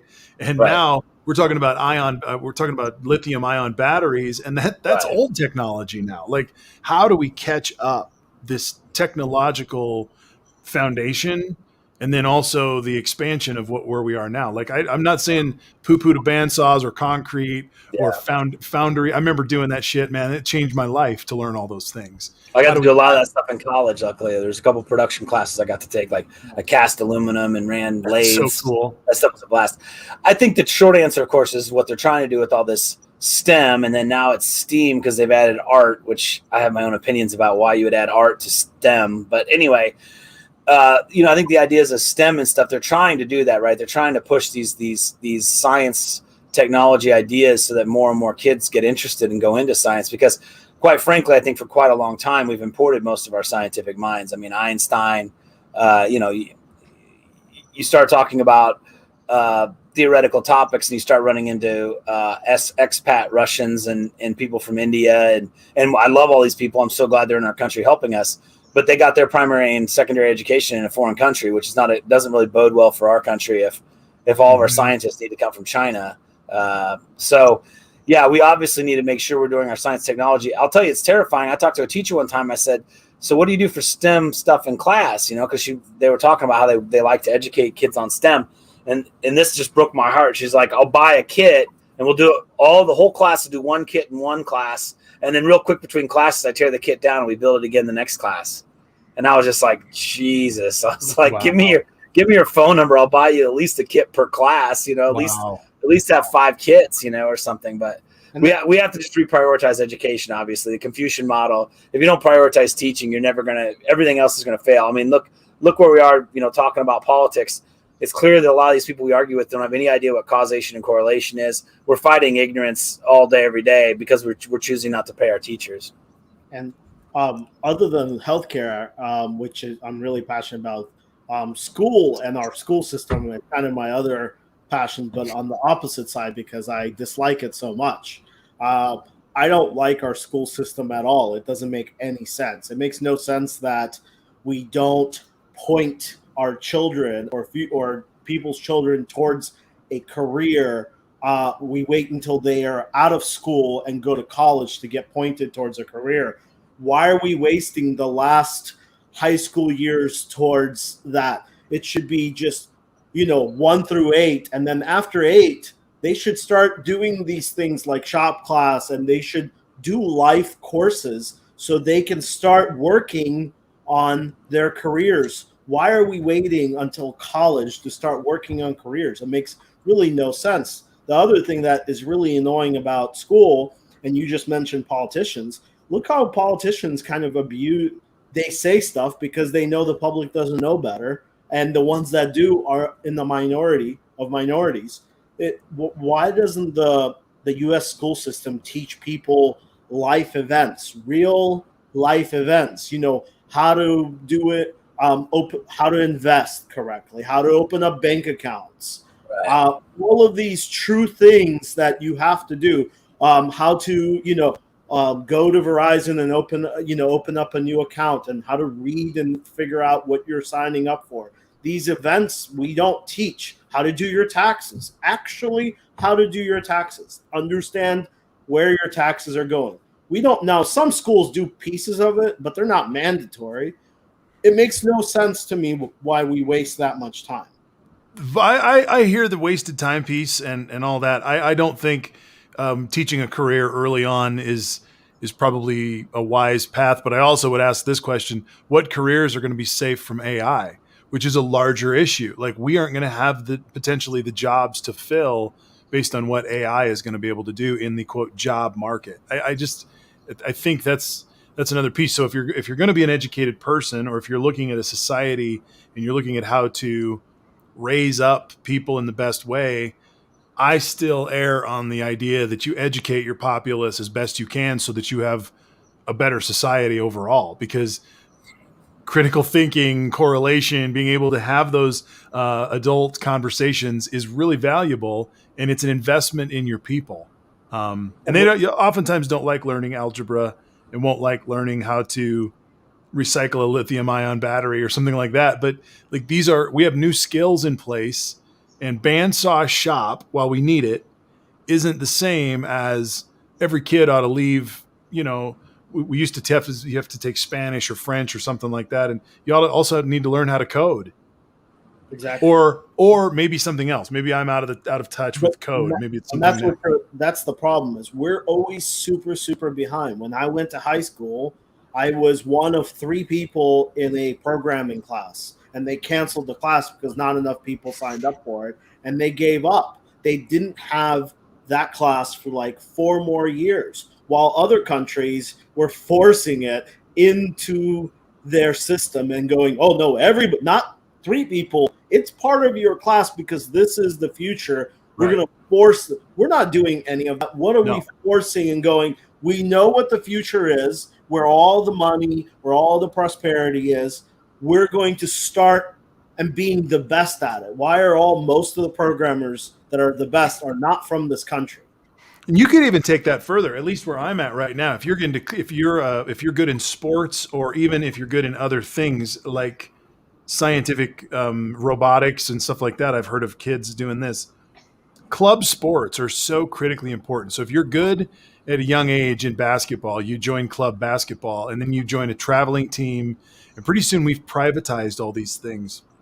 If you're good in robotics, you go to robotics camps and you go to robotics tournaments, and some of these parents travel all over the country for this. We've turned everything into a privatized army. And we're missing out so many people who would by chance find out that they're really good at robotics who never aimed for it. Right. Because they didn't have the money. That's what The education schools don't have the money, so all of us that are interested in robots for our kids fund a club that then does the robots. And so the kid who doesn't have funding doesn't come to the robot club, and the public school doesn't offer anything like that. So yeah, that's exactly where we are. Because we've basically privatizing even our own public schools, because our public school is only doing the down the middle kind of stuff. But we're sitting here. This is the same thing as before. We're sitting here like normal people, and we could probably say a couple of things that are going to be the future. AI, robotics. Robotics is going to be huge. People are going to have to fix these robots that do things for us. Mm-hmm. That job is going to pay a lot more than the person that's the checkout cashier and the bagger. So why are we waiting? If we know that AI and robotics and engineering and coding and lithium ion, those are going to be the next future, why aren't we starting that super early, so we have an army of the best people doing this in the future, and being the best to the point to where we can start exporting some of our products. Right now, can you name me any product that we are really the best at making? I can name me one. That's lithium ion batteries, and we let that go. We gave it to China because we allowed Tesla to take their best technology, what we're best at, and export it. But we don't make robotics in this country. We don't make AI. We're not the best at AI. We're not even the best at coding. How come? Because nobody's doing it. Because there's not a plethora of people who've been trained up and are competing on that level. What we have the best at are inside Wall Street investors, and we actually are the best in the world at capitalist bribing and corruption of politicians and political systems. We can take the cake for that.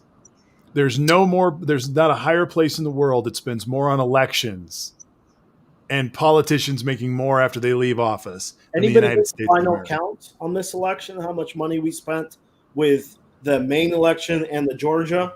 I mean, it must. I don't know. I've not heard about that number. 16 billion was the number that was floated around immediately after the election. That was the first number. They were like, it was 16 bill. And see how fast. I remember when Obama ran, and people were talking about he's going to spend $1 billion, and people were like, "Oh my God, that is crazy nuts." Yep. You see how fast it jumped from barely 1 billion to 60. I guarantee you, it's even higher than 16 because of Georgia. Mm-hmm. All of us had to funnel a ton of money, and instead of taking that 16 billion and going, "Hey Texas, you have an issue. Here's some money. Get this thing done." We're wasting money on elections. It is quite ridiculous. It's kind of wild because then all that money goes out to basically advertising, more or less. Right. And consulting. So they have to spend all this money to pay CNN to run political ads. I mean, maybe if we want to fix the problem, we need to offer free advertising for all candidates. I'm going to trust Zach's research, at least initially here, that it's just, in the Georgia. Half a bill. The other thing is, before, the corruption within the election was probably much smaller because there wasn't a lot of money.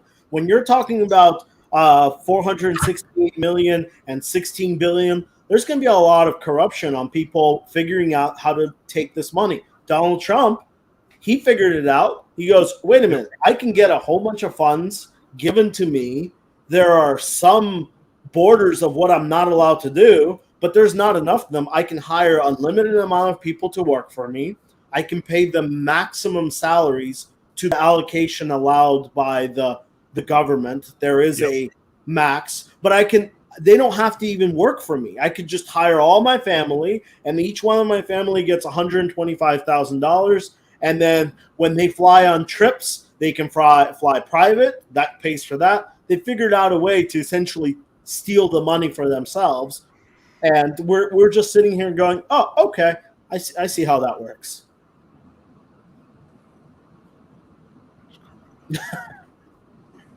Let me get to that one in a second, Mr. Clean. It's not a bad question, but I want to go down a different road for a second. Is there a bigger issue than this? Seems pretty central to me. Like, I'm thinking about how we go forward with this show in the future as we're dealing with Biden, and we're going to crow and make noise and bitch and whine and yell and cheer about different things. But like, isn't money in politics the core to all this bullshit? Yeah. It seems like they spend all their time gathering money so they can turn around and pay media for ads to get elected again. So they can spend all their time gathering money. I mean, it's just, I don't know. I mean, I'm by no means anti-media. I guess I could be wrong, but I think in England, you register as a candidate, you get a certain amount of airtime. Everyone gets an equal amount of airtime, and it's a quicker process. It's like 6 weeks, and it's over. Instead, here we'll campaign for 4 years, spend billions of dollars. That then has to come from where, and couldn't it be being spent on much better things? I mean, wouldn't it make more sense for candidates to get 700? Let's pull back. We spent $768 billion on our defense department last year. something like that? $750 billion. Right. A whole lot of money on our defense to protect our nation.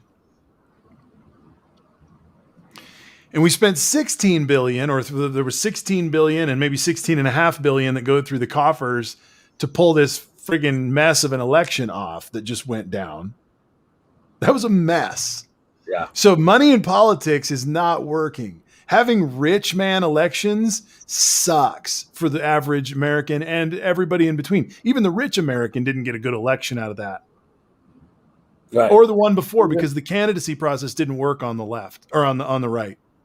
Right. Donald Trump didn't, because how much money have we spent on donations, and then saw them saying we have the most amount of money ever donated, and then they would come back and go, we need more. And you're like, why do you need more? You have more than ever. You should be fine. Stop asking me for money. Go win. But it's and not then and then when you stop, then they send the next round of emails, which is specifically labeled, Marty, we do not want money on this one. We want your opinion. And so you go through and they give you like 17 questions and you're like, oh shit, maybe they're actually listening to me. And you get to number 17 and and how much will you give tonight? 50, 100, or 500? And you're like, what? It's all about cash. Remember, it used to be $1, $5. That's no longer on the thing. No, that's the other bucket. That's the you cheapskate. You're gonna have to type that $1, $5 bullshit. Get that thing out of my face. We're starting at 50. So again, I think this is a unifying issue that I could talk to someone on the right or the left and be like, dude, are you serious? Come on. Nobody thinks that this system is working.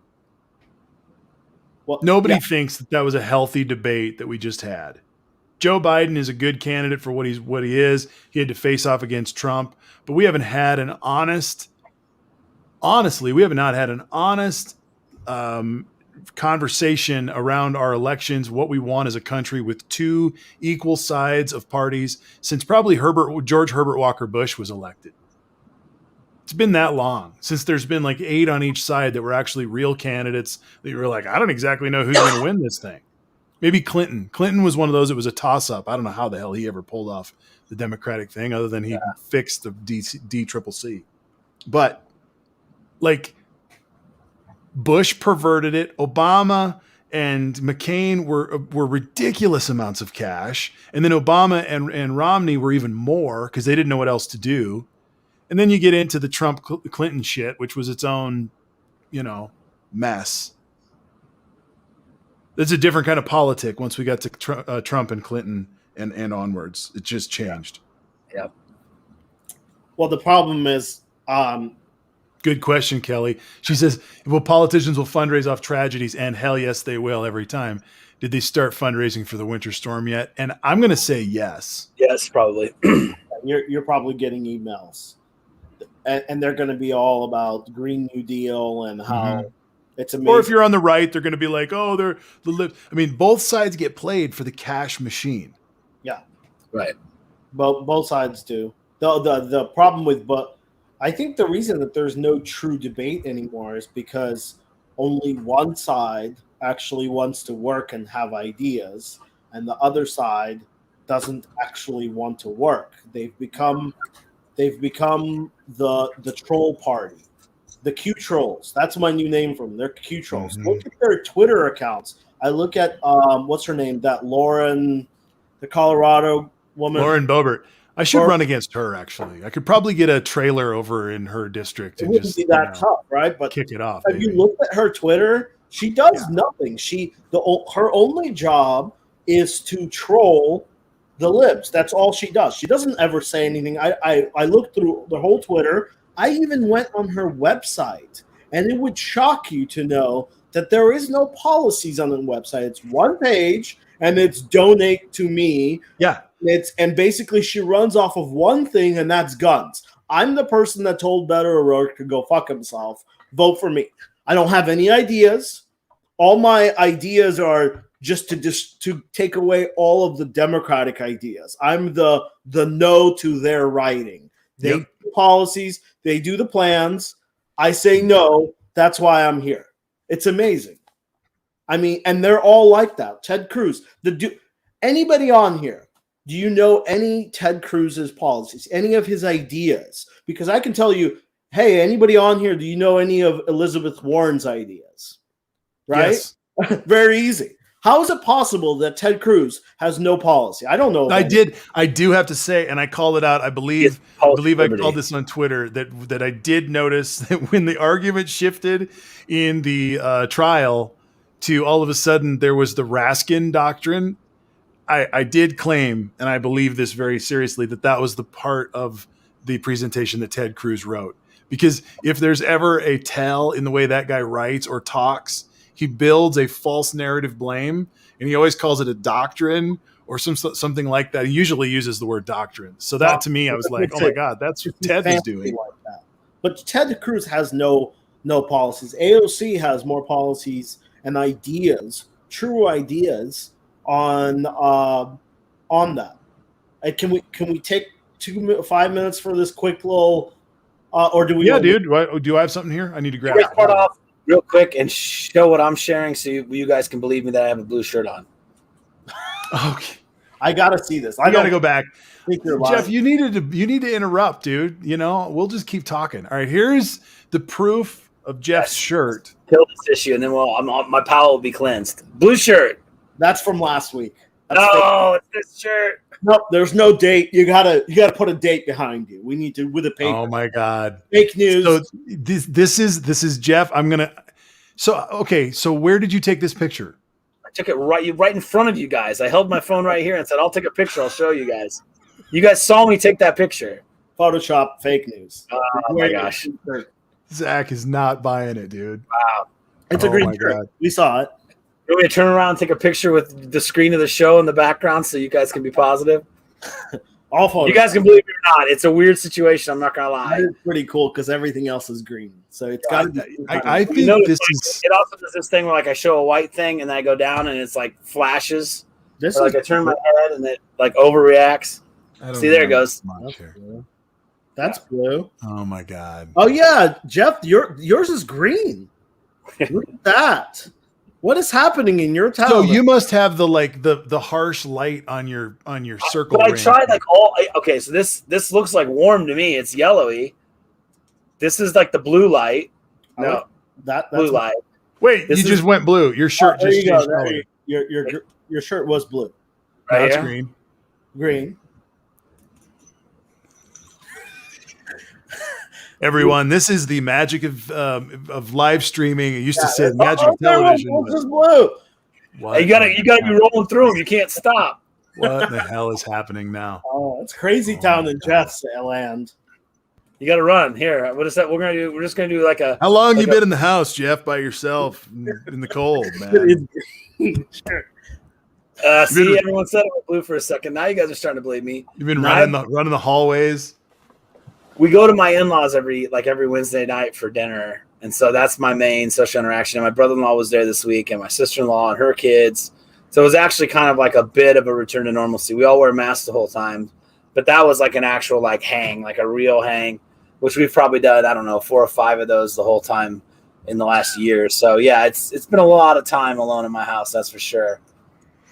And my main adventure was grocery shopping, but then my store stopped enforcing masks, so I've been picking up my groceries. So that's a lot less interaction, a lot less self-expression. But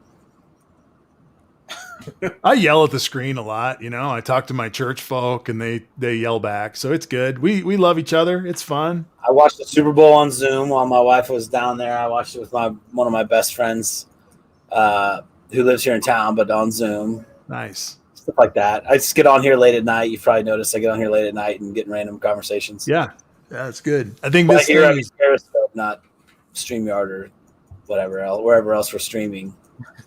So quick experiment, and this will be with the chat. I'd like you guys to help me. And we haven't done this. You guys don't even know what I'm about to do. No, I don't have any idea. All right, here we go. I'm clueless per normal. I just need you to write this stuff down, and the ones in everybody in the chat just help. Give me opposite policies of each party. So, for example, I can say Green New Deal, fossil fuels, right? That's okay. one. So those kind of opposite. One from the Democrats, one for the Republicans. And just, gay marriage, no gay marriage. I don't, and just what their policies are. And just kind of, say them out, what else we got? Amar, you think of anything? I like what you're doing here. Okay, so let's just rifle through it, just a few of them to kick it off, right? Tell me the opposites. Let's go pro-life, pro-choice versus pro-life, anti-abortion. There you go. That's right? Good. My body, my choice, pro-life. There, that's a better way to say it. Thank you. Guns, right? Guns. More. What would you say? I think if I'm gonna walk the Joe Biden line, I'm gonna say gun regulation, sensible gun regulation versus total laissez-faire. Don't touch my guns. No laws at all. Yeah. Healthcare versus no healthcare. Let's define that a little better. Let's define that a little better. It's expanding on our healthcare system versus. This is a tough one, Marty, because do the Republicans have a healthcare plan? We're in 2 weeks. In 2 weeks. Let's give the Republicans. I got nothing, actually. I can't even give them anything on the health. Can't give them anything. They got nothing, dude. I've got expanded healthcare versus no change. Yes. Yeah, okay.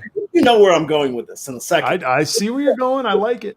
We're walking a path together. What else we got? Universal increasing voter turnout versus. So let's fix that a little bit. But I see where you're going there, Mr. Clean. So voter access versus not. Let's go. Let's move the ball further. I'm gonna take what Mr. Clean says and redefine this a second.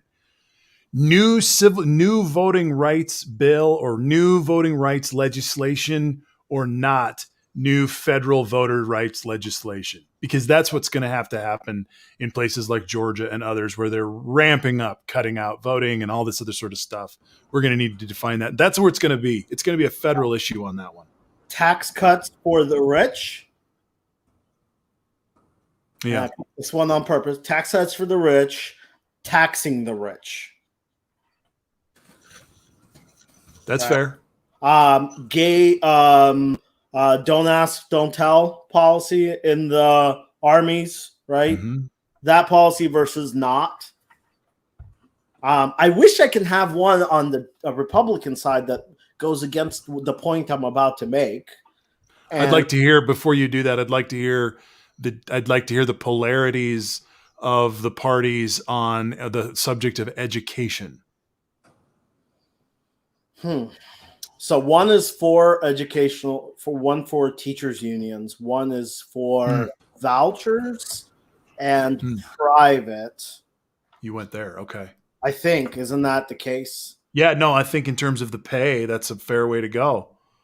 it's an interesting I wrote first trans. play. I wrote trans rights versus trans wrong. Okay. Yeah.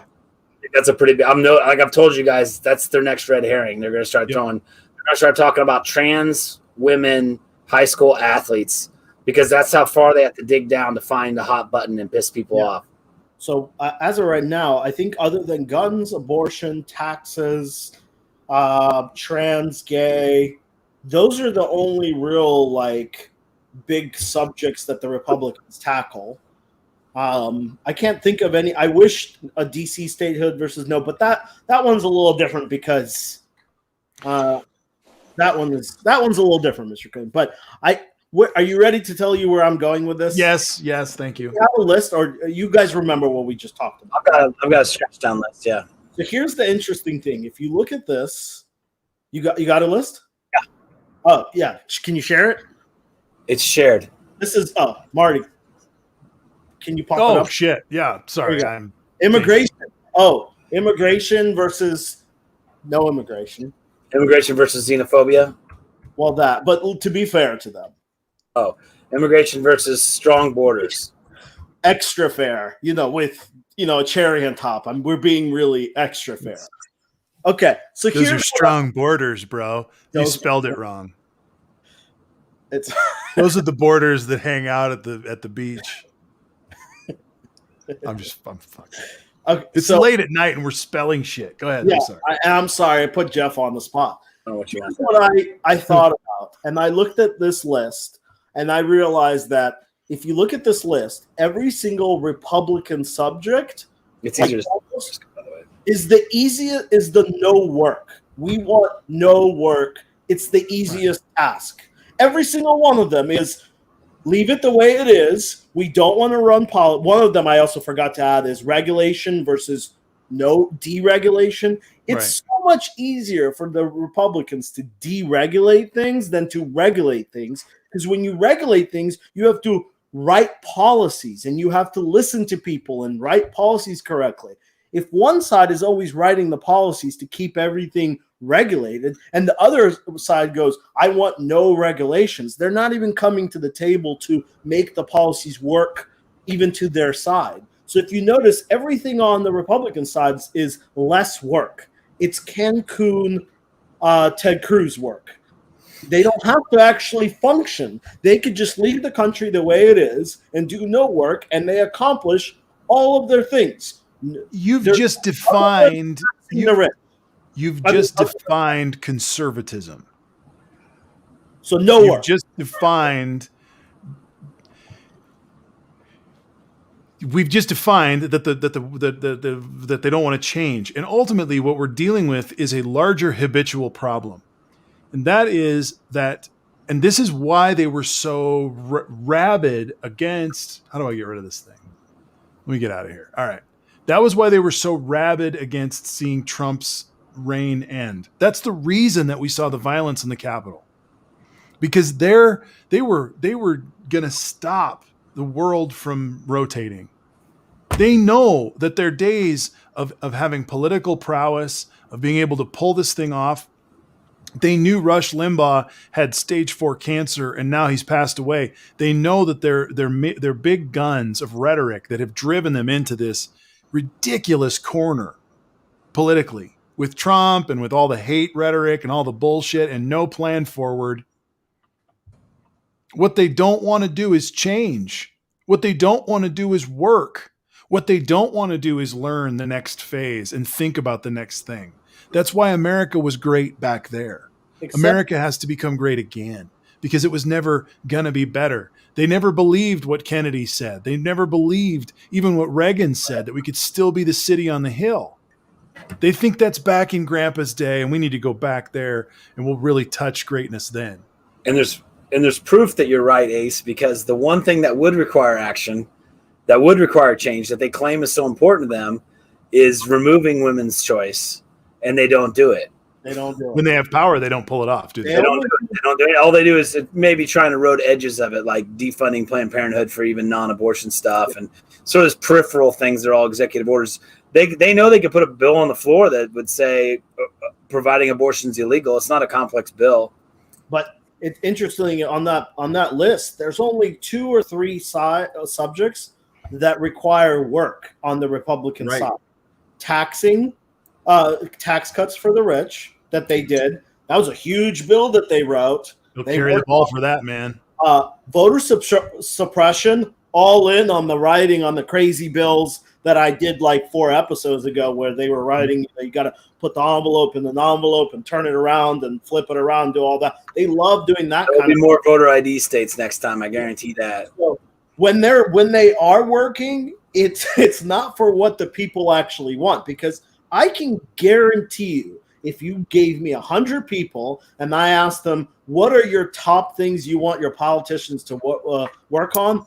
None of them are going to say voting anything. They don't care. They want actual results. And the Republicans work on none of them. And the only thing they kind of run on is deregulation, which is the easiest thing. That's why Trump loved deregulation and executive orders against Obama, because all he had to write is, hey, whatever this guy wrote, it's bullshit and it's gone. That's so much easier to get rid of a policy than to actually write a policy that follows science and statistics and the whole thing. You have to bring in everybody. Everybody has to put in their 5 cents, and you go, okay, now we have all this policy. Let's figure out how to write this back. That's why the Republicans don't even want to work on this $1.9 trillion. It's a lot of work. You have to figure out where you're going to use the money and how you're going to use the money, and make sure that the PPP, like the last time, doesn't just get funneled away to the 1%.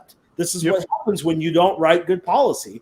Money gets stolen. So it's amazing that I can't. And they know that they're going to be under scrutiny for that, so they're writing it well. That's why it's taken a little till March. I know we would all love to see the checks cut now and have it done. There's some shit being done right now that needs to be put in place so that it runs well, because they know that even though the Republicans never get scrutinized at how they unroll anything, if there's any kind of a hiccup with the most minor website page, we're going to hear about it for years because the Democrats are in power. Yeah, Sebelius got freaking wrecked because the Obamacare exchange. She was on her way to hugeness. She'd been a very successful governor. She was one of the most attractive candidates anywhere, and that literally ruined her trajectory. She had to jump on that grenade. It was her turn. Yep. And it was apparently her problem. So. Yeah. Yeah. So I want to switch gears. We're about done tonight, and I just want to say congratulations. And this is a unifying message as well. We've had some good ones tonight.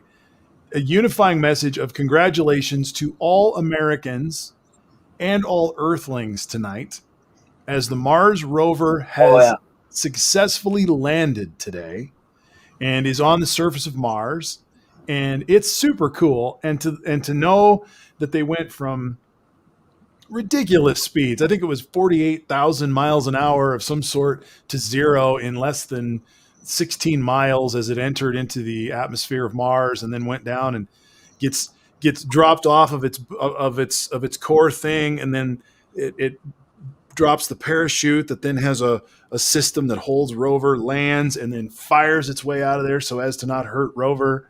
We have a helicopter on Mars. It's the coolest shit. So check it out. It's on NASA.com, and it's awesome. So I'm inspired. I watched it land today, or watched the graphics of it. And do you guys know how big those rovers are? Yeah, I always assumed those rovers were like big remote control car sized. they're big. No, they're big SUV size. They're huge. Yep. I don't know. To me is like one of those things that we haven't had something like that happen, and it's taken years and years. And to see those NASA guys who were what was great was the engineers were apologizing before it went into the atmosphere, before it hit the atmosphere. They were like, we know that if we're going to lose this thing, we're going to learn from it. We've got monitors on if it goes down, if the parachute doesn't work, we're going to understand why. We are going to learn from failure. But he was over and over again.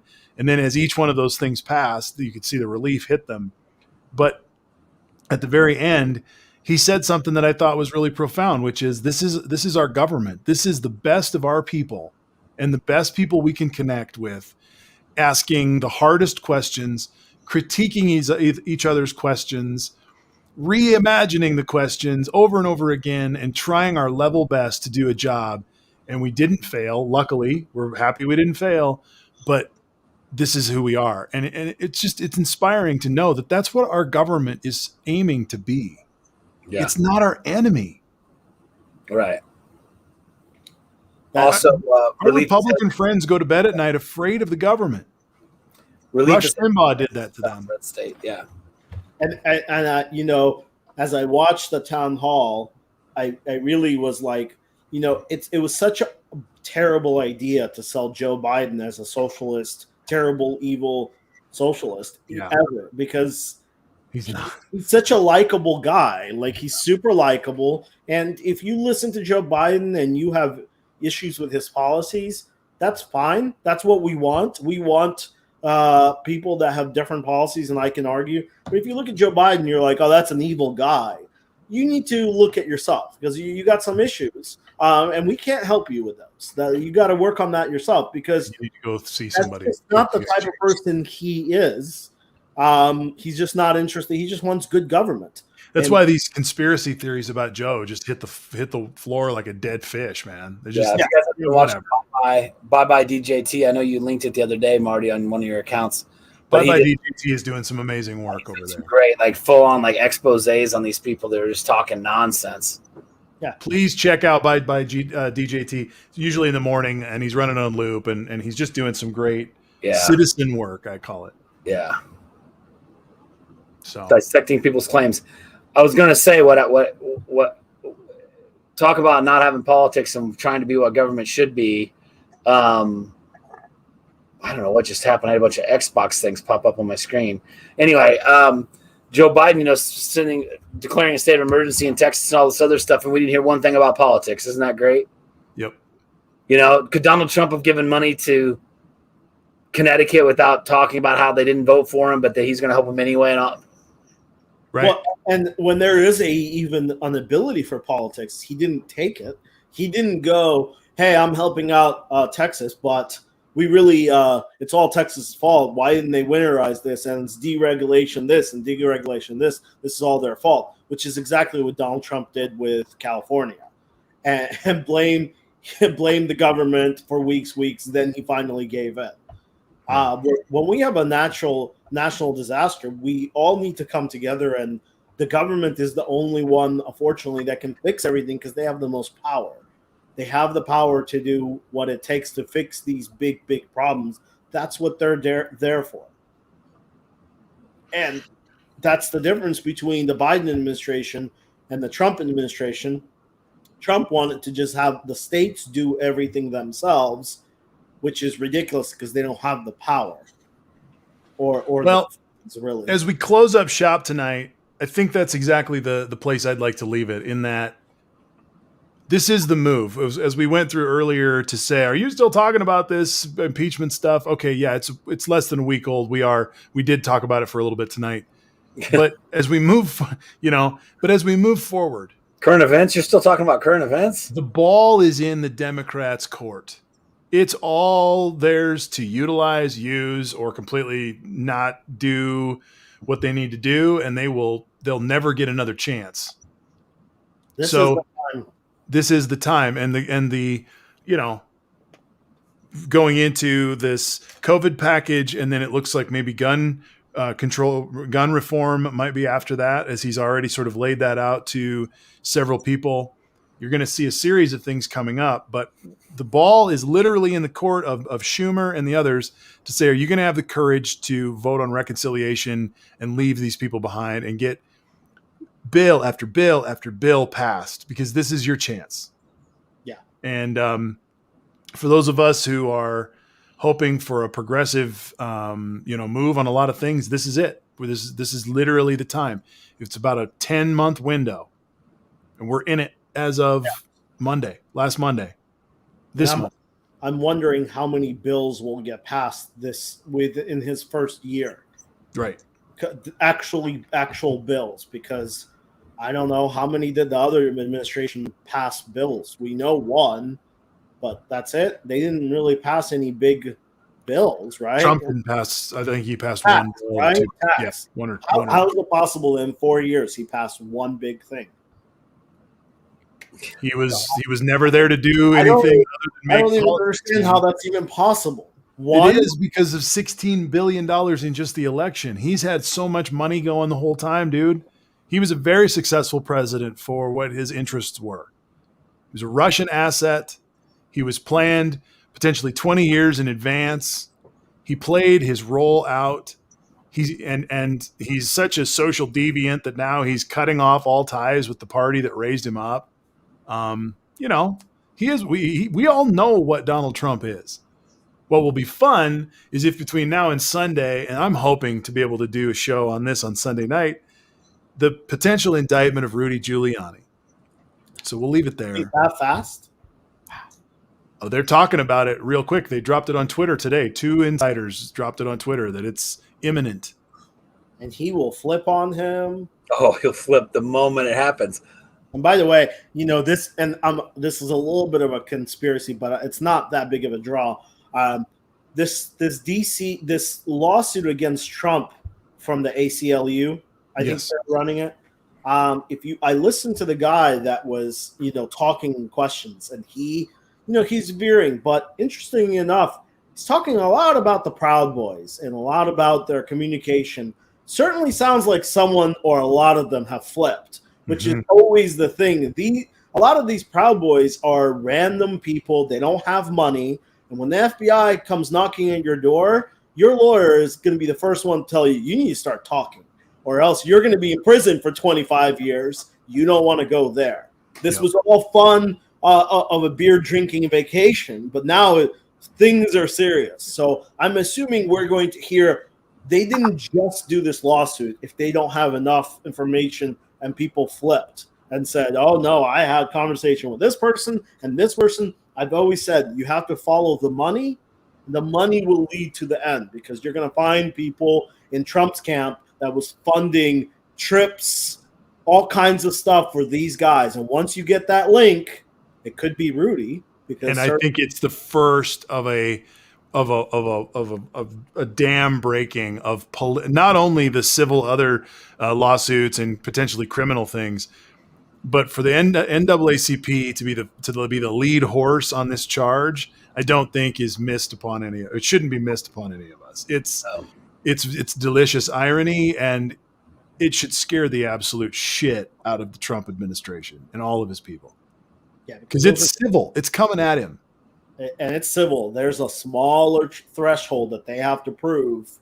And don't forget, people will say, well, he won't go to prison. Donald Trump only has one thing, and that's power through fictitious money, because he doesn't actually have money. But when we know he has no money, he has no power. Right. One thing, this is interesting, when he was going through his bankruptcy the first time in the 90s or something like that, he convinced the banks to still fund his lifestyle, because he proved to them that if you show to the people that I have no money, my brand is worth nothing, which means you guys make no money. So he actually convinced them to pay him money so he can fund his lifestyle, so his brand can be something.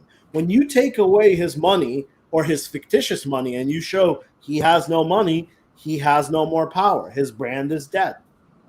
Yep. And then when there's no money, there's no lawyers either. You're getting the landscaping company lawyers. You're getting the landscaping company lawyers. The dopamine drip is ending for the Trump-anons who were getting fed over and over and over that something was going to happen. And seeing Trump lash out at Mitch gives license to the underlings to lash out at the GOP, which they were already starting before the Stop the Steal. And so this is why I've been saying in ugly terms, they're welded together. What happens when Jeff, you're an engineer. What happens if you're going to shoot a shotgun and I run over and stick a metal cork in it first and tap it shut? What would happen? Barrel explodes. It would go everywhere, right? Cartoon style barrel explosion. Here we go. Yeah. That's what's coming. Well, yeah, there's so many things to unpack there in that last couple sentences. Absolutely, everything you said, I agree with completely. The other problem you have is the GOP that would normally step in and do something currently the RNC is led by a complete Trumper. So just everywhere you would have a check and balance, it's you either have Trumpers or someone who gets made fun of by Trump. And so if they're not going to slay the dragon, then I guess they want to try and ride the dragon. And I think that's a very bad decision. But, we're in vacuum country. And I know we're going to close up this thing, but we're in vacuum country. Limbaugh dying on Monday or whatever day it was yesterday is an exacerbation of the vacuum. Even though he wasn't leading anymore, they were still having guests on the Rush Limbaugh show. They haven't moved past that yet. Right. There's going to be a vacuum in the media. Is it going to be Beck? Is it going to be Hannity? Is it going to be Levine? Who's it going to be that takes that role? The fact is there's never going to be a grandfatherly friend who is with you since the Clintons, who brought you Basketball Jones, who did all the stuff over the years that made up what the GOP ended up as today. Their godfather died. Yeah. Yeah. And then Trump hitting McConnell is just to show that he cannot control his rage, because that's a terrible move. Because terrible move. It's ridiculous. He has really no true power. He has power because people are afraid of him. But now that you've already pissed off the leader of the Republicans in the center, and when the Democrats go, hey, we want to start an investigation, McConnell could have stepped in and said, well, if we're going to pick a special prosecutor, I want this guy. Now McConnell could be like, go ahead and pick your guy. I'm good with that. Bye. Like, he basically ruined his protection. It's probably true, Blue Strat, that Vito died and Michael was just as successful, but I just don't see that any of those abrasive characters have the same, what do you call it? Country club-esque. I wonder if that Rush's chair couldn't be filled by someone, a troll from our past, like Bill O'Reilly. Could be. Blue Strat disagrees. I don't mind that disagreement. We'll see. That's the game right now. We'll see where it ends up. But that's the vacuum. And any vacuum is abhorred by nature. We don't like vacuums, and it doesn't work out well. So not only is there the Limbaugh vacuum, but the fact that Trump and McConnell decided to part ways over the past week. Where does this go in 3 weeks? Oh, I wouldn't say they parted ways. I'd say McConnell made sense and got chewed out by Trump. As far as I know, McConnell hasn't come back and said. Well, he said on Sunday or Saturday after the impeachment vote, to hell with this guy, send him to the wolves. Well, they haven't been unanimous, the all 4 years. It's just McConnell's always chosen to go ahead and take the lashing and put his head down. So the question is McConnell going to come back out and say, I am not spineless and I do smile? I mean, I don't know. In other words, I assume it'll be an insult McConnell will take, because McConnell is actually focused on keeping the Republican Party together to keep the power. But again, how long are you going to keep sucking down this type of hate and infighting? And then you got people coming from the bottom, being the Taylor Greene types. I mean, Texas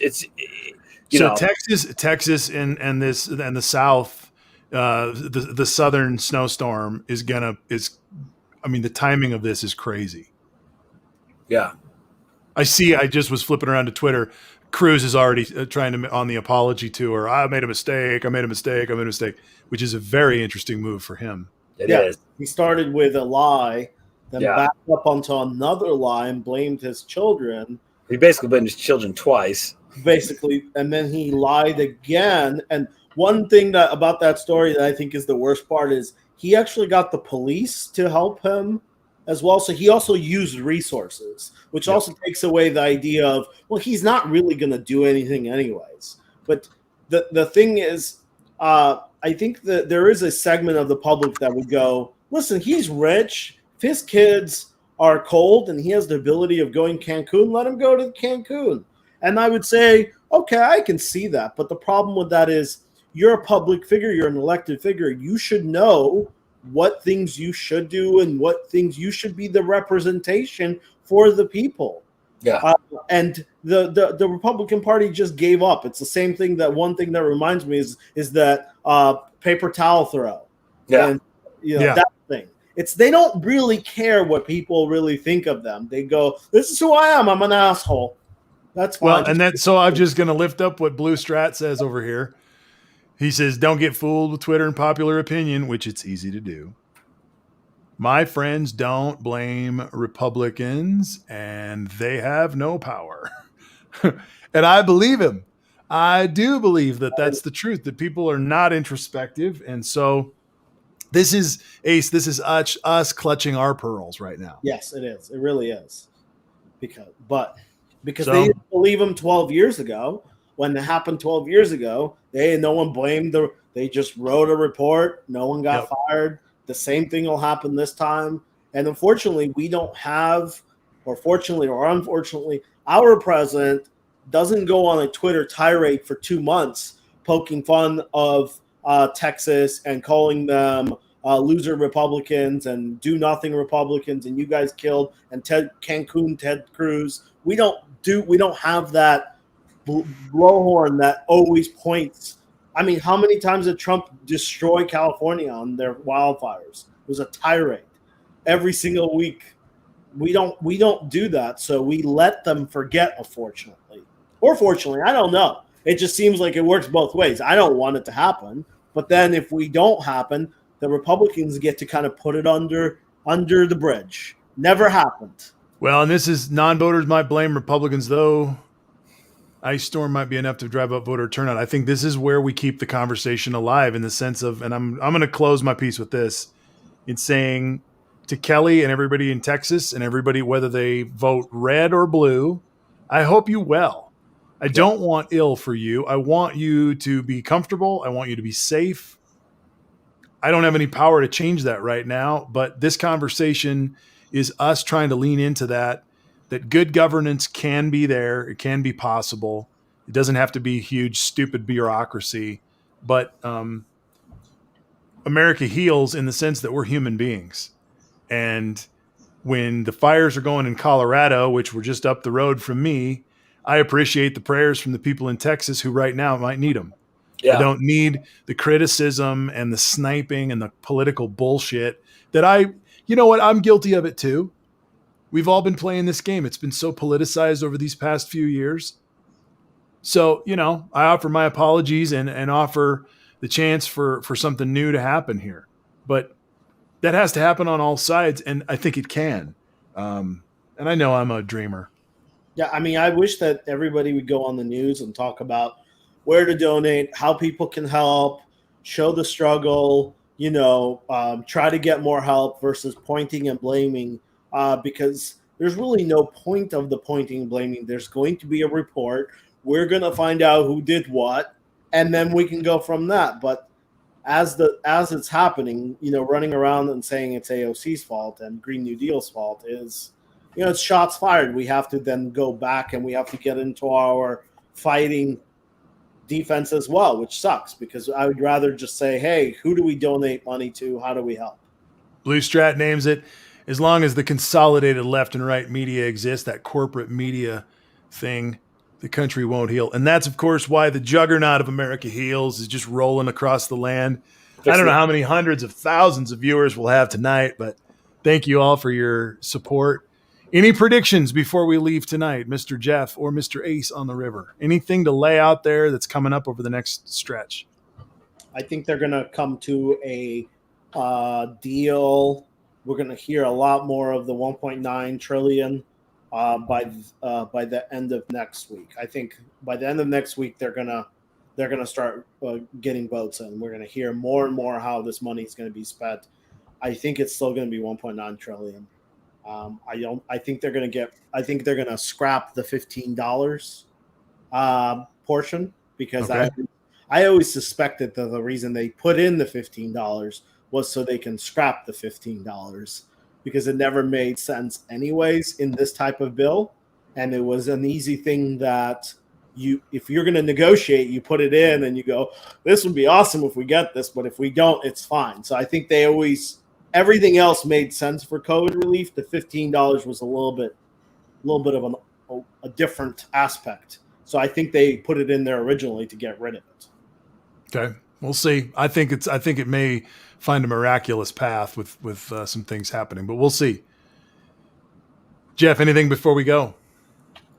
Trump wouldn't meet with Nikki Haley. He's attacking Mitch McConnell. I mean, I don't know how long these things can continue before some sort of actual split happens. I believe Trump again sold his lie again this week. So, he's just putting people are just, again, they got one foot on the boat, one foot on the dock. And now he's trying to pull this, the election was stolen.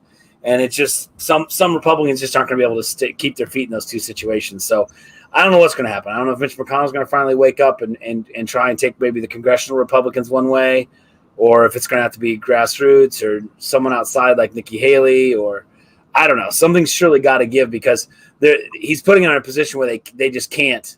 They can't continue in this paradigm. It just doesn't work. So I don't know what that'll be. I don't know if Trump will announce a new party, and that would, of course, solve several things. Maybe at least it would give people a chance to follow him or stay in the Republican Party. I guess it would create a real pinch if he creates a new party and you're elected as a Republican. Then you have to stay a Republican, don't you? Back to Ace's point, that would take a lot of work. I was about to say that. A new party is a lot of work. And the one thing that may not be part of what those guys do is the work fall apart because it's easier.